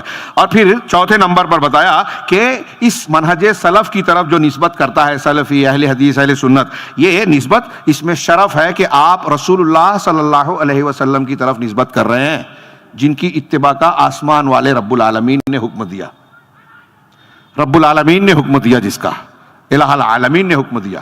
اب رسول کو ماننا، اللہ کو ماننا ہے. وَمَن يُطِعِ الرَّسُولَ فَقَدْ أَطَاعَ اللَّهَ. تو جب آپ اس نسبت کو اختیار کر رہے ہیں تو آپ رسول کی طرف نسبت کر رہے ہیں. اور فلاں نقشبندی، چشتی، قادری، جہمی، فلانی ڈھما کی جو نسبتیں اختیار کر رہے ہیں، رسول کے علاوہ امتیوں کی طرف آپ نسبت کر رہے ہیں، تو اس میں یہ شرف ہے کہ آپ رسول کی طرف منسوب ہو رہے ہیں۔ پانچواں یہ کہ جو شخص منہج سلف کی اتباع کرتا ہے وہ شیطان کے راستوں سے بچ رہا ہے۔ اللہ کے رسول صلی اللہ علیہ وسلم نے جو قرآن میں اللہ تعالیٰ نے قرآن فرمایا وَأَنَّ هَذَا صِرَاطِي مُسْتَقِيمًا فَاتَّبِعُوهُ وَلَا تَتَّبِعُوا السُّبُلَ فَتَفَرَّقَ بِكُمْ عَنْ سَبِيلِهِ۔ اس آیت کی تشریح کرتے ہوئے حضرت عبداللہ بن مسعود نے اللہ کے رسول صلی اللہ علیہ وسلم کی حدیث نقل کی، خط رسول اللہ صلی اللہ علیہ وسلم خطًا، اللہ کے رسول صلی اللہ علیہ وسلم نے ایک خط کھینچا، لکیر کھینچی، اور پھر اس کے یمین اور دائنے اور بائیں میں کئی لکیریں کھینچی، اور کہا کہ یہ جو بیچ والا سیدھا راستہ ہے یہ صراط مستقیم ہے۔ تعلیم کا طریقہ دیکھیے، اسباب تعلیم کو اختیار کر کے اللہ کے رسول نے سکھایا۔ تعلیم کا ایک طریقہ ہے کہ دائیں بائیں راستے ہیں، تو جو شخص صراط مستقیم، یہ اللہ کا سیدھا راستہ ہے، جو ادھر ادھر گیا اللہ کے راستے سے ہٹ گیا، وہ شیطان کے راستے پہ چلا جائے گا۔ کچھ روایتوں میں یہ بھی ہے کہ دائیں بائیں جو راستے ہیں نا، شیطان دعوت دے رہا ہے ادھر کی۔ تو اگر آپ صحابہ کے طریقے پہ ہیں تو پکی بات ہے کہ آپ صراط مستقیم پر ہیں۔ صحابہ سے آپ کا اختلاف ہوا تو آپ شیطان کے راستے پہ چلے گئے۔ نمبر 6، منہج سلف کی اتباع کا فائدہ کیا ہے کہ اللہ کہا کہ ان کی اتباع کے ذریعے سے مسلمان اگر صحابہ کے طریقے کو، ایمان عقیدے کو اختیار کرتے ہیں تو اس کے ذریعے سے جو ذلت، انحطاط، پستی کا داغ اور کلنک آج مسلمانوں پہ لگا اور چپکا ہوا ہے، پوری دنیا میں ذلیل ہو رہے ہیں، حکومتیں ہیں بے حیثیت، مسلمانوں کی تعداد ہے بے وقت، کانسٹیٹوئنسی میں کہیں پارلیمنٹ ممبر و اسمبلی میں رہتے ہیں، بانٹ دیے جاتے ہیں، لڑا دیے جاتے ہیں، ہمارے اندر سے لوگ خرید لیے جاتے ہیں، ان کے آدمی ہمارے درمیان لانچ کر دیے جاتے ہیں، ہمارے نوجوان اندھے ہو کر پیچھے چلنے لگتے ہیں۔ میڈیا سے کہا جاتا ہے جو اچھا ہے اس کو برا بولو، جو برا ہے اس کو اچھا بولو۔ لوگ سعودی عرب کی کو گالیاں دیتے ہیں جہاں توحید ہے اور ان کی تعریف کرتے ہیں، جہاں شرک ہے، جہاں صحابہ کو گالیاں دی جاتی ہے، جہاں تصوف کے وحدت الوجودی عقیدے کو فروغ دیا جاتا ہے، ان کی تعریف کرتے ہیں اور توحید والوں کو برا کرتے ہیں، کہتے ہیں وہ تو شراب پیتا ہے، اللہ اور رسول سے محبت کرتا ہے تو کیا ہوا، شراب پیتا ہے اس لیے برا بھلا بولو۔ ابھی میں نے حدیث پیش کی تھی نا، اللہ کے رسول کی اس حدیث کی مخالفت کرتے ہیں، ولا اور برا کی بنیاد جانتے ہی نہیں ہے، دوستی کس بنیاد پر کریں، دشمنی کس بنیاد پر۔ تو اس کی بنیاد پر آج مسلمان ذلت و خواری کا شکار ہیں، یہ کوئی ہوائی بات نہیں ہے۔ اور میں آج کل یہ بولتا ہوں کہ کچھ لوگ نوجوان یا نئے لوگ جو سیاست میں، حالات حاضرہ میں بہت توجہ دیتے ہیں، فقہ الواقع کی بات کرتے ہیں، وہ کہتے ہیں مولوی لوگ یہ توحید، سنت، دین اس کی بات کرتے ہیں۔ مسلمان کی حالت کیا ہے؟ تو ٹھیک ہے، مسلمان کی حالت اب دین توحید سے نہیں، کس سے سدھاریں گے آپ؟ ڈگریاں مسلمانوں کی دنیا میں کم ہے، دولت مسلمانوں کے پاس کم ہے، سیاست کئی جگہ حکومتیں ہیں نا، چلیے ہندوستان میں نہیں ہے، عربوں میں تو ہے، اور جگہوں پر تو ہے، تو اس سے مسلمانوں کو کتنی عزت ملی۔ کس حکومت نے غزہ کے مسئلے کو آج حل کر لیا؟ اگر کوئی حکومت خلوص سے حل بھی کرنا چاہتی ہے تو ہماری کچھ حکومتیں ان کے دوسروں کا، یہود و نصارہ کا آلہ بن کے مخالفت کرتی ہیں، اندر اندر ایسے کام کرتی ہیں کہ ہم کو پتہ بھی نہیں چلتا۔ تو ذلت اور خواری سے دور ہونا ہے تو صحابہ کا طریقہ جس میں توحید ہے، توحید سے ساری عزتوں کے وعدے ہیں اللہ کے، جس میں اتباع سنت ہے، سنت اور توحید کو اختیار اگر آپ نے ہم نے کیا تو دنیا اور آخرت کے سارے وعدے ہیں، اور اس کو چھوڑا دوسرا راستہ اختیار کیا تو دنیا اور آخرت کے ہر قسم کے عذاب کے لیے منتظر رہنا چاہیے۔ تو اللہ ہمیں اپنے انعام کا مستحق بنائے، عذاب کا نہیں۔ نمبر 7، منہج سلف کو ماننے کا 7واں فائدہ بتاتے ہوئے کہا کہ اس میں بیماری اور دوا کی تشخیص ہے۔ آپ کے اندر، ہمارے اندر بیماری کیا ہے اور اس کا علاج کیا ہے، یہ صرف آپ کو منہج سلف بتائے گا۔ یہ اس ایک پر مجھے بولنے کا دل ہو رہا ہے لیکن ٹائم نہیں ہے، افسوس، کم سے کم اس پر آدھا گھنٹہ تو چاہیے، وہ بھی کم پڑے گا۔ آج ہمارے مسلمانوں میں بہت سی بیماریاں ہیں، ابھی آتے ہیں نا جن کو ہم سمجھ رہے ہیں بہت بڑے دائی ہیں، ٹی وی چینل پہ آتے ہیں، یہ بیماری کو شفا بتاتے ہیں۔ ارے کوئی صحابہ کو برا کر رہا ہے، کوئی بات نہیں، اس کو مت بولیے، تو آپ کو بیماری نہیں پتا۔ بدعت بیماری ہے، شرک بیماری ہے، صرف منہج سلف پر چلنے والا شرک کو شرک اور بدعت کو بدعت کہتا ہے، بیان کرتا ہے، اور پھر اس کو گالی سننا پڑتی ہے کہ دیکھو یہ شدت پسند ہے، انتہا پسند ہے، مسلمانوں میں انتشار پھیلا رہے ہیں۔ لیکن منہج سلف کی برکت سے اسے پتا ہے کہ یہ بیماری ہے، مسلمانوں کے لیے یہ تباہ کن ہے، ہمارے لیے کوئی دشمن خطرہ نہیں ہے میرے بھائیوں۔ پوری دنیا میں یہ پیغام جانا چاہیے، اور یہ کوئی سلفی ہی بول سکتا ہے، قرآن و حدیث کی روشنی میں اس کا کمال نہیں ہے، صحیح منہج کا کمال ہے۔ کہ پوری دنیا میں یہ پیغام جانا چاہیے کہ اگر آپ شرک اور بدعت کے ساتھ زندگی گزار رہے ہیں، اس کو گوارا کر رہے ہیں، تو آپ کو کبھی عزت نہیں ملے گی. اللہ رسول کے وعدے ہیں. اگر آپ کو شرک کے ساتھ عزت مل جائے تو اللہ کی بات جھوٹی ہو جائے گی. لا تجعل مع اللہ الہا آخر فتقعد مذموما مخذولا. اللہ کی مدد نہیں ملے گی شرک کرنے والے. قرآن کہہ رہا ہے، آپ مانتے ہو کہ نہیں؟ اور آپ شرک کو کہہ رہے شرک کو بولو ہی نہیں. تو میں عرض کر رہا تھا کہ یہ سلفی ہی کہہ سکتا ہے کہ شرک مسلمانوں کے لیے سب سے زیادہ کوئی دشمن خطرہ نہیں ہے. فلاں سپر پاور، فلاں طاقت، فلاں پریوار نہیں. آپ کے لیے، ہمارے لیے خطرہ گناہ ہے. گناہوں میں سب سے بڑا گناہ شرک ہے، بدعت ہے، اللہ کے دین اور رسول کے دین کی مخالفت ہے، اللہ اور رسول سے دشمنی ہے، جو آج بہت سے مسلمان اختیار کیے. رافضیت، قادیانیت، باطنیت، صوفیت اللہ کے دین کے مقابلے میں ایسی چیزیں پیش کرتی ہے جو سراسر قرآن حدیث کا رد کرتی ہے، اور ہم خاموش ہیں. وہ بھی صحیح اور یہ بھی صحیح. اس میں مت پڑھو. اسی میں پڑھو گے تو بچو گے. اس میں کس میں ہے؟ یعنی توحید اور سنت میں. اللہ تبارک و تعالیٰ نے یہ کہہ رہے ہیں کہ اس میں کون سی مسلمانوں کے حق میں بیماری ہے، کون سی نقصان دہ چیز ہے. یہ شعور انسان کو منہج سلف کی اتباع سے ہی ملے گا. سلف کے منہج سے ہٹا تو بیل کو بھی گابن بول دے گا، اور بہت ساری ایسی چیز بولے گا. دین کو رات اور رات کو دین بولے گا. اور ہو رہا ہے. یہ جو آج بول رہے ہیں توحید والوں سے نفرت کر رہے ہیں، میڈیا پہ، سوشل میڈیا پہ ان کو گالیاں دی جاتی ہیں، جو توحید والے ہیں، جو قرآن و سنت کی دعوت دے رہے ہیں، جو جگہ جگہ اسلام پھیلا رہے ہیں، جو مسجدیں مدرسے بنا رہے ہیں. اور تعریف کس کی ہوتی ہے؟ جس کے ترکی کے، ابھی ایک رپورٹ ہے میرے موبائل میں ہے، پتہ نہیں صحیح غلط، ابھی حافظ تو آپ کہہ رہے تھے کہ صحیح ہے، الجزیرہ کے حوالے سے، کہ ترکی کے 10,000 فوجی غزہ میں، مطلب وہ اسرائیل کے ساتھ ہیں، 4,000 غزہ میں شریک ہیں، یہودیوں کے ساتھ مسلمانوں کو قتل کر رہے ہیں، اور وہ اس کا لیڈر ہیرو ہے. اور وہاں کی ایک یونٹ جو نگرانی کرنے والا شخص ہے وہ ترکی کا فوجی ہے. 4,000 ترکی فوجی مسلمانوں کو قتل کرنے میں یہودیوں کے ساتھ شامل ہیں. شیخ ابھی حماس کا نام لے رہے تھے. اس وقت غزہ کی جو تباہی کا سلسلہ جاری ہے اس کا بڑا ذمہ دار حماس. میں نے کہا تھا ابھی، روافظ کو ہمارے پرانے علماء نے لکھا ہے یہود کے کتے، اور جدید علماء نے لکھا ہے کہ یہ تحریکی حماسی فلانے یہ روافظ کے کتے. ختم کر دیں کہ نہیں بات ختم یا بات غلط بول رہا ہوں؟ اچھا نہیں میں نے کہا شاید اس کی وجہ سے تو نہیں. تو یہ جو میں باتیں کر رہا ہوں کہ یہ جو آج بیماریاں ہیں نا، میں نے کسی موقع پر ایک کلپ بنائی تھی، ایک تقریر میں کہا تھا، کچھ لوگوں نے اس پر بہت فون بھی کیا، بہت دعائیں دی. یہ کہا کہ آپ آج سیاسی منظرنامے میں، یہ اسی کی تشریح کر رہا ہوں جو انہوں نے پیش کیا، کہ دوا اور بیماری اور اس کا علاج منہج سلف سے، آپ دیکھیں گے کہ لوگ بہہ جاتے ہیں. خبر چھپتی ہے سعودی عرب کے خلاف، آپ دیکھیں گے بدعتی اچھلنے کودنے لگتا ہے، طوفان بدتمیزی مچاتا ہے.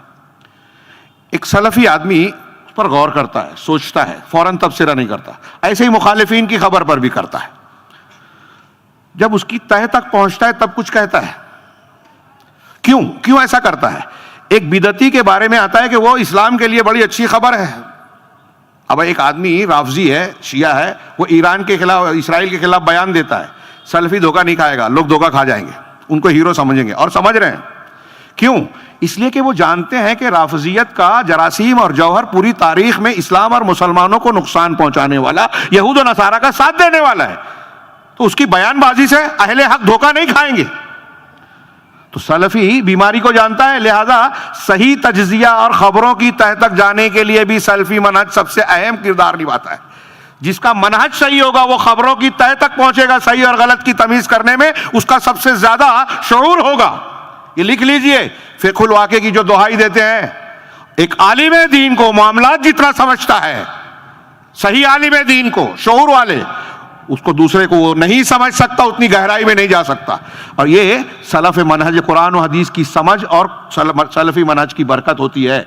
موقع رہے گا تو اس پر میں تفصیل سے کسی موقع پر بات کروں گا. 8ویں نمبر پر کہ اس میں جب آپ سلفی منہج کو اختیار کریں گے تو پوری شریعت کو اختیار کریں گے. یہ بھی بہت اہم ہے، بہت تفصیل کا متقاضی ہے. اب میں نے ابھی ذکر کیا جیسے جہمیہ ہیں، معتزلہ، اشعریہ، ماتریدیہ. ہندوستان میں جو دیوبندی بریلوی حضرات ہیں وہ کہتے ہیں کہ ہم عقیدے میں اشعری ماتریدی ہیں، یعنی امام ابو حنیفہ کے عقیدے پہ نہیں ہیں.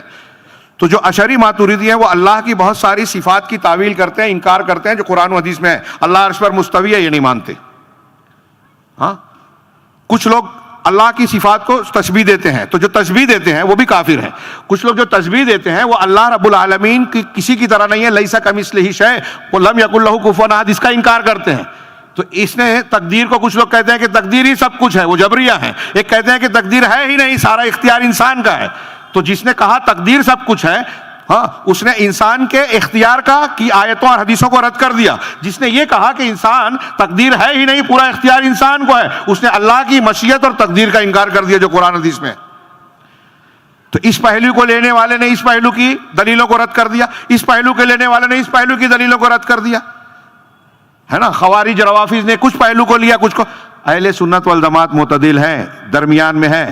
اس پہلو کی حدیثوں اور آیتوں کو بھی لیتے ہیں، اس پہلو کی حدیثوں ہیں. ہم کہتے ہیں اللہ کے جو اسماء اور صفات قرآن و حدیث میں ہم سب کو مانتے ہیں، لیکن یہ بھی کہتے ہیں کہ اس کے جیسا کوئی نہیں ہے. اس کی تحقیق، اس کی حقیقت اور کیفیت ہم نہیں جانتے، کیونکہ اس کے جیسا کوئی نہیں. صفات اور اسماء جو قرآن حدیث میں اس کا رد نہیں کرتے، تعریف نہیں کرتے، تعویل نہیں کرتے، اور تشبیہ بھی نہیں دیتے، تمثیل بھی نہیں بیان کرتے. دونوں چیزوں پہلوؤں کو مانتے ہیں. یہ صرف منہج سلف میں یہ خوبی ملے گی. میں صرف ایک دو مثال دے سکا اس لیے کہ وقت ہو چکا ہے. ہاں آخری ایک دو باتیں کہ اس میں مکارم اخلاق اور تمام صالح اور اچھے اخلاق منہج سلف میں سمٹ آتے ہیں. کیونکہ جب آپ قرآن و حدیث کو پورا پورا مانو گے تو آپ چاہے لوگ کچھ بھی دکھاوا کریں. ایک آدمی بہت اخلاق کا دکھاوا کرتا ہے کہ ہم تو سیدھے سادے ہیں، لیکن جہاں اس کو موقع ملتا ہے وہ سلفیوں کو گالی دیتا ہے، ان کی مسجد توڑ دیتا ہے، ان کے خلاف کمپلین کرتا ہے کہ یہ دہشت گرد ہیں، یہ فلاں ہیں، یہ ڈما ہے. ایسا اخلاق آپ کو سلفیوں میں نہیں ملے گا. یہ میں نے ایک صرف اشارہ کیا. اور ایسے زندگی کے عام معاملات میں، لہٰذا اگر آپ صحیح منہج کو مانتے ہیں تو آپ ہر حقدار کو اس کا حق ادا کرنے والے ہوگے. باپ کا حق، بیٹے کا حق، بیوی کا حق، شوہر کا حق، اور دوسرے لوگوں کا، پڑوسیوں کا حق. چونکہ آپ سلف کے منہج کو ماننے والے ہوں گے تو سب کا لحاظ کریں گے. اسی طریقے سے 10ویں نمبر پر کہا کہ ایک مسلمان اگر عذاب علیم سے، جہنم کے دردناک عذاب سے، کالی سے زیادہ، ڈامر سے زیادہ کالی آگ سے اگر بچنا چاہتا ہے تو اس کے لیے منہج سلف ہی ایک راستہ ہے اور کوئی نہیں. اسلام اور اسلام میں سلف کا منہج، صحابہ کا طریقہ جہنم کی آگ سے بچنے کا. اور یہ سب سے اہم، یہ ایک ہی صرف اگر سلف کی اس کی اہمیت بیان کی جائے تو میرے موضوع کے لیے کافی ہے. نمبر 11 سیکنڈ لاسٹ جو ہے کہ اس کے ذریعے سے انسان کو جنت میں داخلہ ملے گا. جیسا کہ قرآن و حدیث کے میں نے کچھ چیزوں کا ذکر کیا گیا، اللہ انہی سے راضی ہوا جو اس طریقے پہ چلنے والے ہیں. تو جنت کسے ملے گی؟ جو صحابہ کے طریقے پہ ہے، یعنی قرآن و سنت کو اس طریقے پہ ماننے والا جس طریقے سے صحابہ مانتے تھے. اور اسی کے ذریعے سے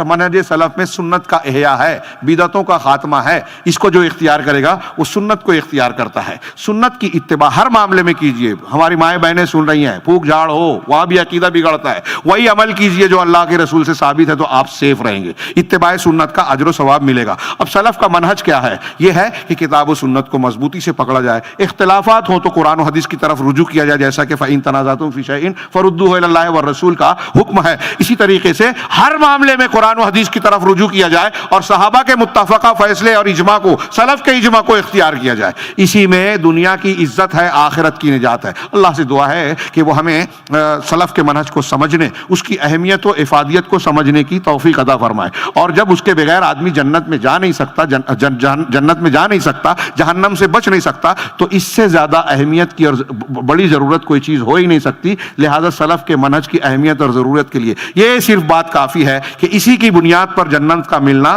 اور جہنم سے بچنا ممکن ہے. اگر دوسرے کسی راستے پر چل کے آدمی کتنی بھی محنت کرے، اس کی محنتیں رائے گا جائے گی. یہ میں نہیں کہہ رہا ہوں، یہ قرآن و حدیث کے بہت سارے دلائل، اسلاف کے بہت سارے اقوال اسے بیان کر رہے ہیں. اور مسلمانوں کو آج بڑی سنجیدگی سے اس پر غور کرنا چاہیے، اپنے لیے، اپنے گھر کے افراد کے لیے، کہ ان کو جہنم کی آگ سے بچانا ہے، آخرت کے جنت میں ڈالنا ہے. تو آخرت کی جنت میں جانے سے پہلے دنیا کی جنت میں داخلہ ضروری ہے. اور دنیا کی جنت یہ ہے کہ آپ کو ایمان ملے، عمل صالح ملے. ایمان اور عمل صالح کی گارنٹی صحابہ کے طریقے میں ہے. اللہ ہم کو اس کی توفیق عطا فرمائے. فرمائے۔ میں اپنی بات کو ختم کرنے سے پہلے اللہ رب العالمین کا شکر ادا کرتا ہوں اور دعا کرتا ہوں کہ رب العالمین نے جس طریقے سے ہم کو یہاں اکٹھا ہونے کہنے سننے کی توفیق عطا فرمائی، اسی طریقے سے پروردگار ہمارے اندر کمیاں بھی رہی ہوں تو اس کمی کو دور فرما کے ہمارے اس عمل کو قبول فرمائے اور ہمیں ہمارے اس اجتماع کو برکت اور خیر کا ذریعہ بنا کر اسے ہمارے جنت میں داخلے کے لیے راہ ہموار کرنے والا بلکہ جنت میں داخلے کا سبب بنائے،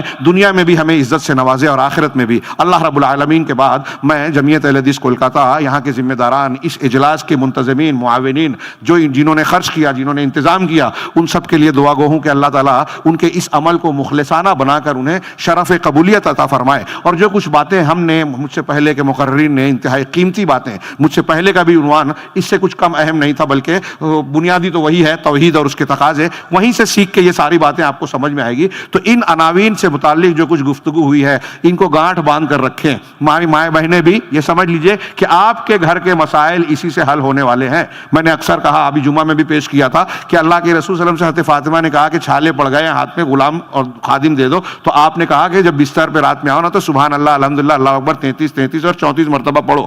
ہاں، تو یہ غلام چھالے پڑنے کا علاج آپ نے یہ بتایا۔ آج میں کہتا ہوں کہ ہم اپنی ماؤں بہنوں کو کہیں گے کہ سبحان اللہ، الحمدللہ پڑھ لو، واشنگ مشین مت مانو، تو وہ ناراض ہو جائیں گی۔ یہ توحید، یہ دین کی روحانی قوت آپ کو جو ملے گی نا، اس سے آپ کی دنیا کے مسائل بھی آسان ہوں گے، سہل ہوں گے، حل ہوں گے۔ رب العالمین ہمیں اپنے مدد کا، حفاظت کا، برکت کا مستحق بنائے۔ وآخر دعوانا ان الحمد للہ رب العالمین وصلی اللہ علی نبینا محمد۔